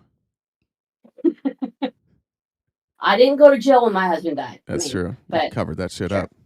I mean, I'm good at it. I'm better than others. I always, whenever people make those jokes, like that doesn't. There was someone who is of the fish variety. I was on a live with them last night. I'll have to tell you about later. That was quite a deviation. Sorry. Yeah. I just it's kind of relevant because they brought something up about my spawn. All right. Well, do you want to share it? Anyways, Is this an off-air? made a reference that my kid's father was someone on the app. And I had to remind her that obviously wasn't the case. Oh, they thought like daughter. legitimately that your child's father was a person on the app? Yeah.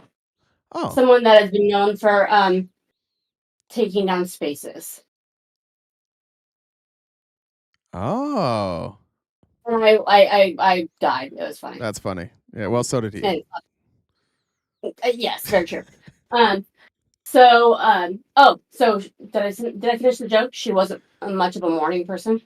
No, you never finished the joke. I thought I got it right. I thought the joke was because you. No. Oh, okay. No, why didn't that wife attend her husband's funeral?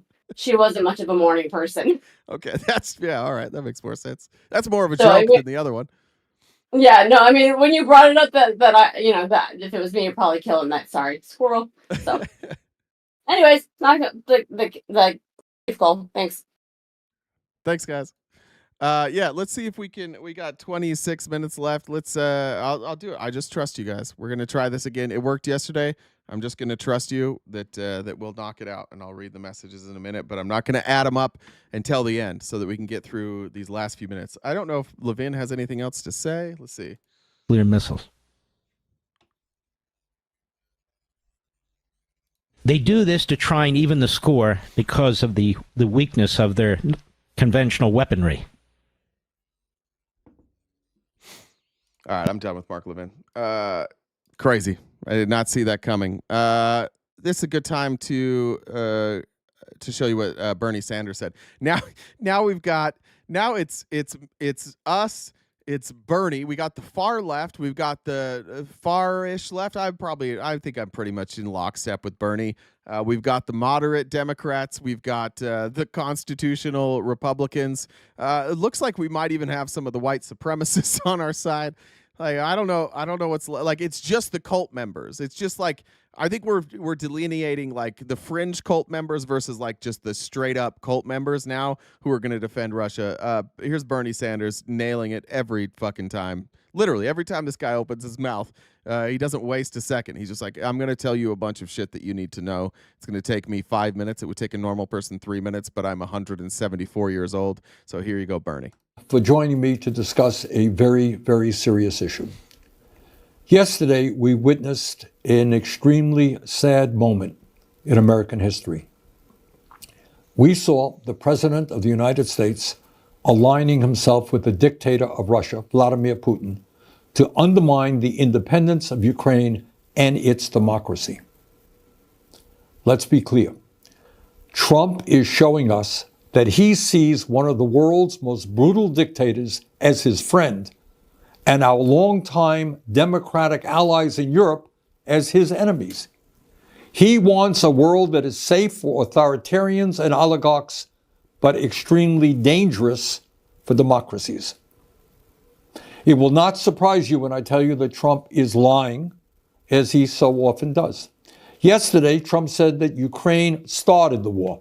That's not true. Russia invaded Ukraine twice, first in 2014 and then again in 2022. Right now, Russia occupies about 20% of Ukraine. Since Putin's horrific invasion, over 1 million people have been killed or injured. Every single day, Russia continues to rain down hundreds of missiles and drones on Ukrainian cities. Putin's forces have massacred civilians and kidnapped thousands of Ukrainian children, bringing them back to Russian re-education camps. These atrocities led the International Criminal Court to issue an arrest warrant for Putin in 2023 as a war criminal. Further, Trump called Ukrainian President Zelenskyy a dictator. That's not true either. Zelenskyy won 75% of the vote in free elections. In fact, his approval rating is higher than Trump's. In the midst of a brutal war. Shots fired, Bernie. Shots fired. A brutal. Who got Bernie a microphone for his tie, by the way? Bernie's really upgrading some shit here. War. Ukraine's parliament continues to function, and free and unfettered political debate takes place. I have it on good authority that this is actually Bernie was at his dentist, and this is happening in a dentist office. I have it on good authority. Trump claimed that our European allies have done little to support Ukraine in its fight against Putin's invasion. He said the United States has contributed 3 times more than Europe. But that's another lie. In fact, Europe has provided more aid to Ukraine than the United States. I honestly didn't know that. I honestly did not know that. I didn't even there's so many things to fact check there. Just spit out some food on my microphone. That I didn't know that. I didn't even of all the things I fact checked, that was not one. I did not know that. States. But it's not just that Trump is lying again. That's not new. It's what this all reveals about where he wants to take our country, and in fact, the entire world. Trump is cozying up to Vladimir Putin. So who is Putin? And what kind of world does he want to build? Putin is a dictator who crushed Russia's movement toward democracy after the end of the Cold War. Russia holds sham elections every 6 years where Putin wins 90% of the vote, and authorities don't even try to hide their ballot stuffing. I assume those are billions, net ninny, I'm guessing. There is no freedom of speech or free media in Putin's Russia. Protests are violently suppressed. Tens of thousands of people are imprisoned for protesting Russia's invasion of Ukraine. Political dissidents are harassed or thrown into jail. The bravest, people like Alexei Navalny, are killed outright. Hundreds of thousands of Russians have fled Putin's brutal regime since his invasion of Ukraine. But Putin has maintained control in his country by offering Russia's oligarchs a simple deal. If you give me absolute power, I'll let you steal as much as you want from the Russian people. Sound familiar? Does that sound familiar to anybody? We've how many crypto scams we got going on right now? Why would we get rid of the CFPB? Why would we do that? Why would we get rid of financial protections for our citizens? Why would we allow crypto scams? Why would nobody care that our president did 2 pump and dump crypto scams? 2. Why is Elon Musk's money from the federal government not being taken away? Why is it only poor people? This is how you get an oligarchy. This is how you get an oligarchy. MAGA, wake the fuck up. This is where we are right now. This is how Putin did it. He brought in the churches, and he brought in the rich people, and he said, hey, church, I'm going to make sure everybody keeps your rules. Don't worry, no gay people. That's a crime now. Don't worry. I got you, church people. Rich people, come on in. You can do whatever you want.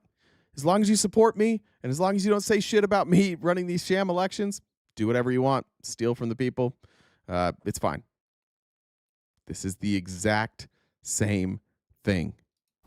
And that's why in a country where many are struggling economically, Russian oligarchs have stashed trillions of dollars in offshore tax accounts. That is the Russian leader that Trump admires. That is the Russian oligarchy that he supports. But that is not the perspective of the American people. We know, and we are proud of, the fact that the United States of America is the longest standing democracy in the world. We know that many hundreds of thousands of brave Americans over the years have fought and died to defend democracy. We also know that our allies in the world are those countries that believe in democracy, not authoritarianism. In this critical moment in our history, I hope that every American, regardless of political perspective, will stand tall and say yes to democracy, no to oligarchy, and no to authoritarianism. Thank you very much. Yes. I don't know why that made me laugh. There's just something about Bernie. Like, he's just his own guy. He just doesn't give a fuck. Thank you very much. Nobody has videos like that. Everybody on his staff's just like, yeah, we can't get him to have like a graceful exit. We're just going out. He's the best. Let me read some comments. Like I said, I trust you guys to knock out this goal. Let's not have it be the same people. We got 25 minutes left in the show. So you can do. Amanda says, got to hit that goal. Thank you, Amanda, very much. Terry says, no more guardrails. Cash Patel is in. Yeah, we covered that. That sucks. Amber says, the rest of my tithe until the 5th. Thank you. Thank you, Amber. It wasn't me, says, for the hard mom relationship club. I feel you there. It's hard. I will say this, like, I got to give my mom some credit. Like, she's coming to the table. And I think that's when somebody comes to the table, I could be just mad and hold on to it, or I could do what I advise other people to do and try and create a landing spot. Jen says, Indiana women are resurrecting periods for Pence, bleeding for Braun. I'm suggesting every single woman in here research it and start a movement in your state. Period. I don't know what that is. What's periods for Pence? What is that? What is that? Tex just had a concept of research. What's periods for Pence? I don't think you should dedicate your period to Mike Pence if that's what it is. Jocelyn said, did you hear about the guy who invented the knock-knock jokes? He won the Nobel Prize. That's pretty solid. That's actually pretty solid. And I think that was all of them. Got him. Johnny Longtrail. Oh, that was from Johnny. All right. Let me play a video and then I'll get to, I'll add these up. Oh, no, I'm not adding them. I promised I wouldn't add till the end. That's right. All right. JB Pritzker. Another guy who just gets it. Like, what's cool, I think, about today, and it's coming together nicely in a way that I didn't expect it, is like, this is one of the few truly bipartisan days I can remember in a long time. There are so many voices coming out on both sides of the aisle about how we are portraying ourselves on a national stage. Here's JB Pritzker with a little intro from our friend here. Why can't I remember her name? Oh, my God. What? My brain is broken. Rachel Maddow. It's literally written right there. That was crazy. I wanted to say Michelle. My brain wanted to say Michelle. That was weird. JB Pritzker is the governor of Illinois. He gave his State of the State speech today. And I'm going to show you some of it. I'm going to show you about 3 minutes of it. And I know this is a little bit of a weird thing to put at the top of a national newscast, but I just, you know what? I think this is really something, and I think you should watch it. This is from the end of his State of the State today. Check it out. As some of you know, Skokie, Illinois once had one of the largest populations of Holocaust survivors anywhere in the world. In 1978, Nazis decided that they wanted to march there. The leaders of that march knew that the images of swastika-clad young men goose-stepping down a peaceful suburban street would terrorize the local Jewish population, so many of whom had never recovered from their time in German concentration camps. The prospect of that march sparked a legal fight that went all the way to the Supreme Court. I do not invoke the specter of Nazis lightly, but I know the history intimately and have spent more time than probably anyone in this room with people who survived the Holocaust. Here's what I've learned. The root that tears apart your house's foundation begins as a seed of distrust and hate and blame. The seed that grew into a dictatorship in Europe a lifetime ago didn't arrive overnight. It started with everyday Germans mad about inflation and looking for someone to blame. I'm watching with a foreboding dread what is happening in our country right now. After we've discriminated against, deported, or disparaged all the immigrants and the gay and lesbian and transgender people, the developmentally disabled, the women and the minorities, once we've ostracized our neighbors and betrayed our friends, after that, when the problems we started with are still there staring us in the face. I just gotta say, like this, the lady doing sign language, her facial expressions remind me of crumping, which might date me a little bit. I don't know, but like, does she not look like she's crumping there in the background? What comes next? All the atrocities of human history lurk in the answer to that question. And if we don't want to repeat history, then for God's sake, in this moment, we better be strong enough to learn from it. My oath is to the Constitution of our state and of our country. We don't have kings in America, and I don't intend to bend the knee to one. If you think I'm overreacting and sounding the alarm too soon, consider this. It took the Nazis 1 month, 3 weeks, 2 days, 8 hours, and 40 minutes to dismantle a constitutional republic. And all I'm saying is that when the 5-alarm fire starts to burn, every good person better be ready to man a post with a bucket of water if you want to stop it from raging out of control. Those Illinois Nazis did end up holding their march in 1978, just not in Skokie. After all the blowback from the case, they decided to march in Chicago instead. Only 20 of them showed up, but 2,000 people came to counter-protest. The Chicago Tribune reported that day that the rally sputtered to an unspectacular end after 10 minutes. It was Illinoisans who smothered those embers before they could burn into a flame. Tyranny requires your fear and your silence and your compliance. Democracy requires your courage. So gather your justice and humanity, Illinois, and do not let the tragic spirit of despair overcome us when our country needs us the most. Thank you. Even the tone difference between the left and the right is stark.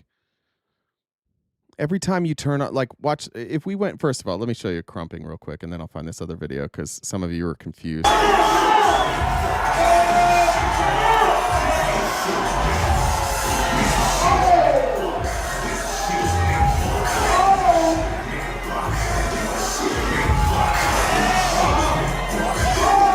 That's crumping. I get in trouble if I play too much of that. But if we went to CPAC is live right now, and if I went to CPAC live right now, I'm gonna guess that we don't hear that type of. They don't have anything live right now. Let's see what JD Vance has to say. Do I have a clip of JD Vance? I'll cover CPAC tomorrow. You'll notice a difference between how they talk at CPAC versus how they talk, how Pritzker is talking, how Bernie Sanders is talking, how we're talking today, how Mark Levin was talking. It is not meant to. It's not meant to incite. It's not meant to anger. They need you angry. They need the right angry. They need you to be furious, in order for you to ignore the fact that what they're doing is it's just evil. There's no way around it. It just simply is evil. This is Senate Armchair Services Chairman Roger Wicker. He I don't remember which state Roger Wicker is from.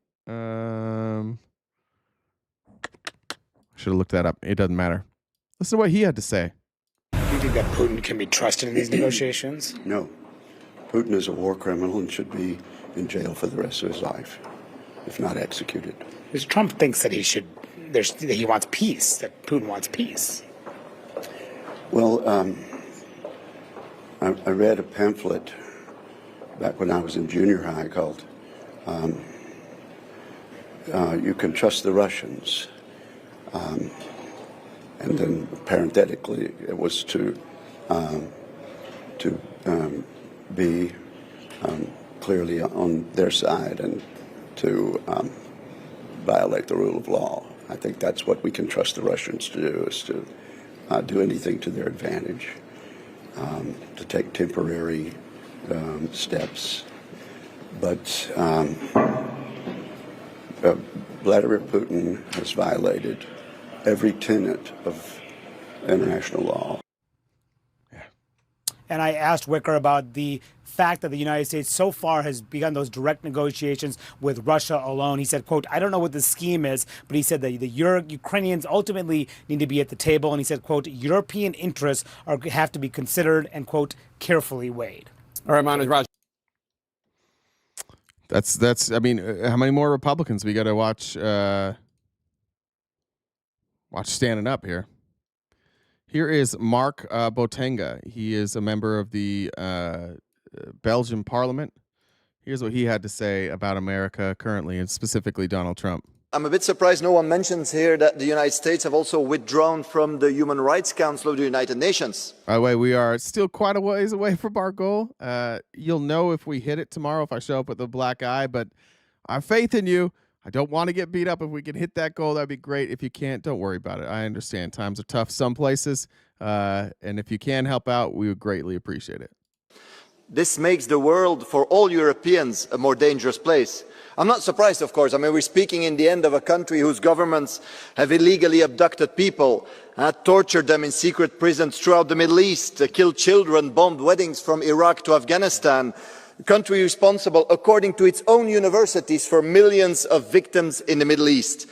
We're speaking about a government that's actually today, currently pushing, supporting genocide, supporting the deportation of millions of Palestinians, the country blocking the Cuban people from getting the medical equipment they need and deserve, a country imposing sanctions on working class families throughout the world just because they disagree with their government, and a country currently mass deporting working class families from the United States. Now the question is not, why are the US withdrawing from human rights conventions? The question is, why is Europe not reacting? Do we think this is a good thing? Are we afraid to stand up? Or is this the true face of this union, not fighting for global human rights, but for corporate interests and profits of Musk? It's so transparently clear to everybody outside of the cult what's happening in the United States. Everybody recognizes that an oligarchy is forming and that they are attempting to take over our government, and that Donald Trump is a patsy, and Donald Trump is laying down, face down, ass up, saying, please, oligarchs, fuck me harder. Everybody in the world sees it for what it is. At some point, MAGA may need to come along, but I do think that your days are numbered, MAGA. I do think your days, as the majority, are becoming very numbered. We're going to close it out with Michelle Maddow. This is an 8-minute clip. I don't really have a lot to add here, but I thought the way that she closed out her show was good.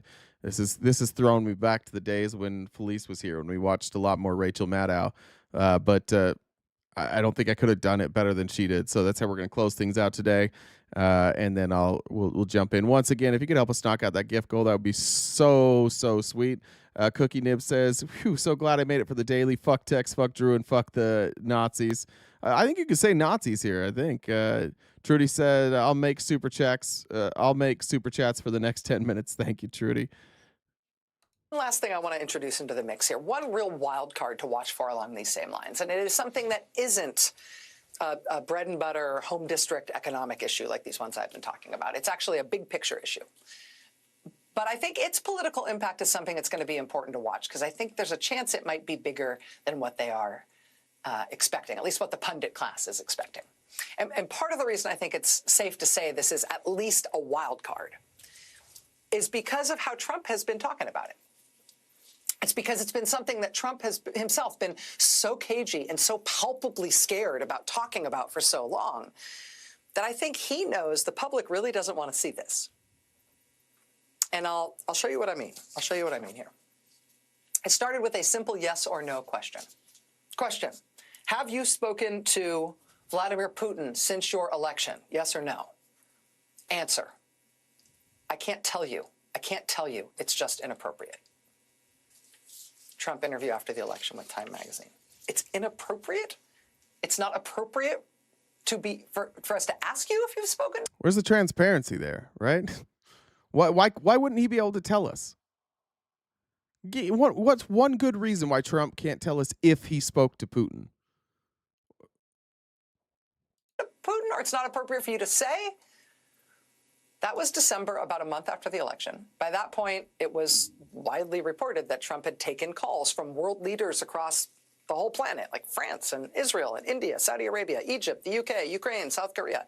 Trump himself made a big deal of announcing that announcing before he was sworn in that he had spoken to President Xi Jinping of China. Oh, why can't he talk about that? The call was a very good one. So he's bragging about and letting it be known about and sort of effusing about all of his calls with all of these foreign leaders all over the world, including very controversial ones like the president of communist China. But when you ask him if he talked to Putin, he says that's inappropriate. Thank you, Vicky. Love you too. He doesn't want to talk about it. But, you know, I said that was December. Maybe that was just something weird about being in the transition. Maybe once he took office, once he was officially president, he would find it more appropriate. Yeah, Rich said, I'm convinced the P tape is real. Maybe. There's something. There's something. It's so fucking bizarre. The kid gloves, Donald, not even kid gloves. Like, it's like he's in the He-Man woman haters group and he's not going to tell us the password. His relationship with Putin is really, really bizarre. Issue some clarity on this issue? Let's ask him. When are you going to be talking to Vladimir Putin? Who? That was Inauguration Day, January 20th. Are you going to be talking to Vladimir Putin? Who? Vladimir who? Talking to what? Me? When are you going to be talking to Vladimir Putin? Who? You plan to meet President Putin, sir? I'll be meeting with President Putin. When? I don't know. I can't. It's being set up. When do you plan to speak to President Putin? Could be very soon. I don't know. I can't. It's being set up. Oh, that Vladimir Putin. Yeah. I can't. It's being set up. I'll be meeting with him. I can't say. It's being set up soon. Again, that was Inauguration Day. He's got a crush. Yeah, that's what it is. Starscream. He's just shy. He's just shy about Putin. Oh, I don't know. Maybe this week. I wonder if he calls me. I sent him 12 texts, but he hasn't texted me back. But that's okay. He's probably just busy. But maybe this weekend, when he's not so busy, maybe he's going to call. We could FaceTime. And not the most forthcoming answer, but a little closer to getting an answer, maybe. Have you spoken? Putin's leaving him on red. God damn, not Donald again. I don't want to say. That was only 3 days after the inauguration, 3 days later. Have you spoken to him? I don't want to say. What the fuck, dude? You're our president. Have you talked to that dictator that invaded another country that's threatening everybody? I don't want to tell you. Okay. All right. I mean, you're just the president. It would be nice to hear what you're doing. Somebody getting so shy. Have you spoken to Vladimir Putin? I don't want to say. Why don't you want to say? Okay. How about another chance to clear it up? What should I say on your call with Vladimir Putin? Well, we'll be speaking. We are having discussions, yes. Ongoing? Already scheduled and ongoing? Already talking, yes. So you've already spoken to Vladimir Putin? I don't want to say that. We will be speaking. Isn't it bizarre? It's so weird. Like this was a bizarre segment to watch. Notice his eyes too. He does this every time. He asks about Putin. He looks down and then up.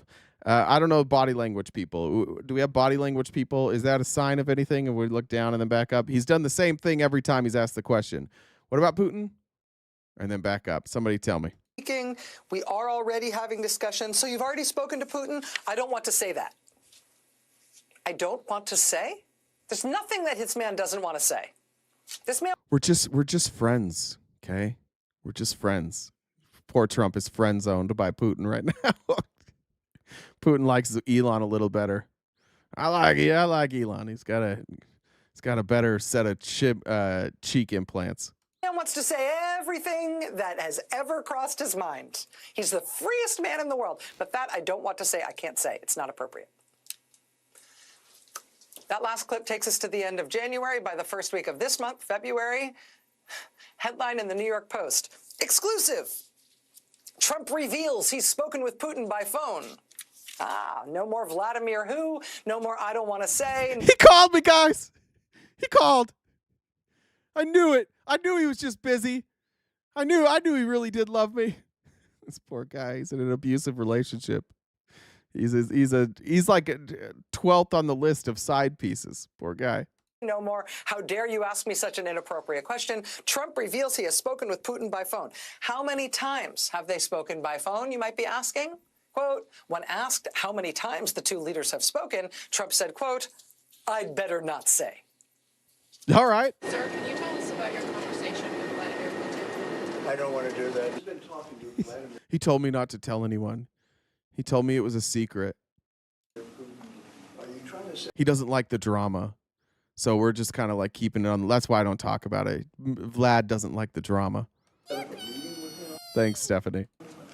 Well, I can't tell you what I'm talking about. You can't? Fucking president of the United States, for the love of God, can you act like it? Can you act like you're doing, like you have some sort of authority somewhere? Aren't you the boss? We do not play a lot of video on the show of President Trump said talking. If I You tell might have anyone, noticed I'll get in trouble. It's a forbidden love. It's a real Romeo and Juliet situation. Just watch what they do, not what they say, so we don't play a lot of tape of him talking. Trudy says that was match, not make. Come on, people. Here is to so far. Thank you. But every once in a while, I think it is worth the exception just to see that this is something that he talks about the way he talks about nothing else. This is something that he's palpably scared to say. I wish he'd take this approach for fucking windmills. That'd be cool. I wish every time somebody asked about windmills, he'd be like, yeah, I'm not going to talk about it anymore. That'd be dope. Or he feels constrained, like he's not allowed to say. Why is he so scared of this one thing?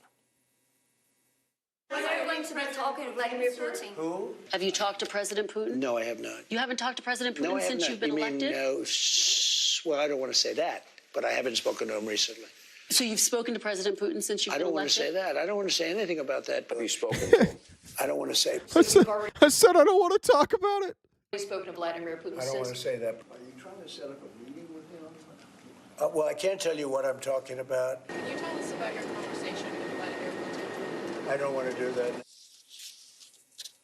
See, he really doesn't want to say. He really, really, really doesn't want to say. He can't say. Who tells you what you can and can't say? Daddy. Today, of course, we had the U.S. Secretary of State, the National Security Advisor, and whatever that real estate guy's job is. We had this high-level delegation from the United States meet in Saudi Arabia with the Russian government. Please respect my boundaries.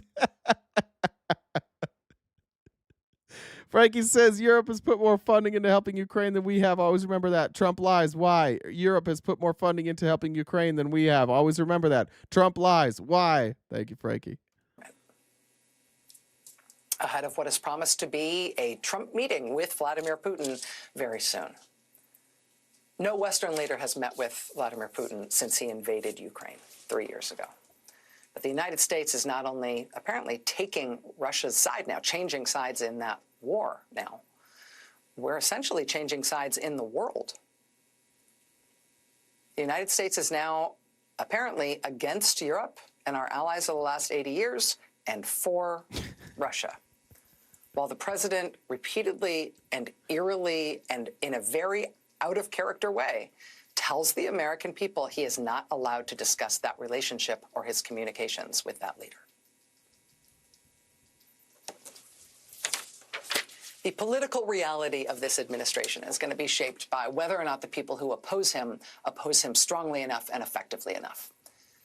The political reality of this administration and this presidency will be determined by whether the people who voted for him are horrified enough by what they have wrought that they regret it and are willing to act differently and to speak out about their regret. The reality of this presidency and this administration will be determined in some part by whether or not Republican officials realize that their own survival as politicians depends not on sucking up to Trump, but by helping their constituents survive him. Strong evidence supporting all of those strikes against Trump so far, frankly. But this is one other thing to watch. If we really are now abandoning the free world and lining up instead with the world's dictatorships, and Trump is unwilling to even explain why, just watch. The American people are going to have some feelings about that, too. Yeah, I think so. Yeah, it's weird to go through a day like that and feel a day Kash Patel gets confirmed, a day that Donald Trump is calling himself king, a day that we're clearly doing the bidding of Vladimir Putin. And look, I just got to be honest. It is refreshing to see Republicans doing something. It is literally the bare minimum. But it's been so long since we've seen any of them put on their adult pants and be adults and be like, hey, screaming toddler, you're not in charge, right? We're in charge here. Nacho Jake says, great show, guys. Fuck Nazis. I agree with that. Let me get through some comments here. If you want to get any last comments in, like I said, I don't know if we hit the goal or not, but you don't want to regret it if we didn't hit the goal. If I show up with black eyes, it's on you guys. Thank you. I love you. Stop asking. Thanks for joining the Dollar Train. Kristen says, from Snark Tech, fellow member of the Tough Mom Family Club, thanks for everything you do. Thank you, Kristen. I appreciate that. Sarah says, for the gold, thank you, Sarah. Kathy says, Thirsty Thursday, thanks for you and Jen. I might have a drink. I don't know the last time I had a drink. It might be time. I think I read that from Kim. You keep me sane while terrifying me at the same time. That's the goal. You got to keep you coming back. Brett says this is for Jen specifically because she is awesome and kind of scary. I disagree with that. I think she's extremely scary. I don't think there's any kinda about it. She's just a terrifying human being who is also a wonderful mother and friend, but terrifying mostly. Susan says that for the gift gold. Thank you, Susan. Kettleman says, what does it say? Will take decades to undo Trump's damage. I don't know what that first part is. I don't know if there's supposed to be like some sort of image there. I can't tell what it says. I think it says censored. So I don't know what you put in there or if you just wrote the word censored, but I think that's what it says is censored. Let's see. Trudy, thank you, says last of the chats. Thank you. Jen, do you have anything to add? I don't know if is Admir. Have you looked at my DMs, Jen? Has Admir got back on a date for the debate? I guess I could look. I didn't see it. I didn't see a time. I didn't see you ask for a date either. So you probably have to confirm a date. But I didn't. Last time I looked, I didn't see anything. Okay, I'll check. I'll see, and I'll get it scheduled tonight. Let's see. Ash said she just sent something. Ash says, for a cocktail or a cock or some tail. I like that. Thank you. Thank you for all of the options there. I appreciate that. Raina says, for the gold. Thank you, Raina. Appreciate it. Did I miss any other ones? I want to make sure because I do this every single time. They come in just a hair late and I miss them. All right, Jen, any last words? Nick, you're a bitch. Who? Who just got called a bitch? Nick, it's Nick Moore in the chat. He's all Jen ain't shit. So yeah, it's on. It's on. Sorry about that, Nick. But you had it coming. All right, everybody. Thank you so much for being here today. Thanks for participating, for watching. The channel's growing, and it's great. I'll let you guys know about the debate tomorrow. Make sure you catch us on Instagram, Twitter, Facebook, YouTube, Twitch. Hopefully someday back on TikTok. We'll see you guys tomorrow morning and every weekday morning at 9:30 a.m. Pacific Standard Time. As a reminder, tomorrow is Friendly Friday, the last hour of our show. We take friendlies. It's my favorite part of the week. I hope you guys can make it for Friendly Friday tomorrow. I think that's it. Was there a mute after the one at the very beginning? Jen, did I mute multiple times or just one? I think I just remember the once me saying muted. I feel like I muted one other time. I'm not 100% sure. Do we have a raid set up? I know Bree was busy. Oh shit, we did, and I completely forgot to do that. Do you want to do it right now? Yes, we have. Yeah, let me fucking find it. Hold on. Jen, watch your mouth, okay? This is a family You're show. not the boss of me. This is a family show.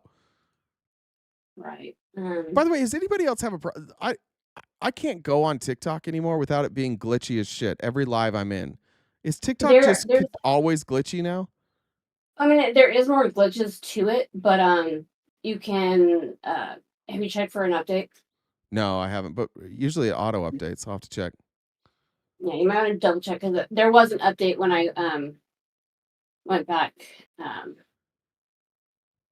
When I went back into it, so it might be that too. So you might have an update you need to do. Okay, I'll check for that.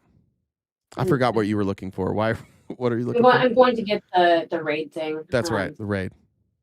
So I don't go on Twitch as often, so I'm trying to do the. Who are we? Who Mike, are we in raiding? here? Do you want to do the raid? I know. I've done it like once before. I'll look at Twitch. Who can we? I don't know who's I have available. the name. It's, her name. If she's still on. Where is it? Tina_2 is a good option if she's still on. Let's see. I'm trying to find it. Tina, like Tina.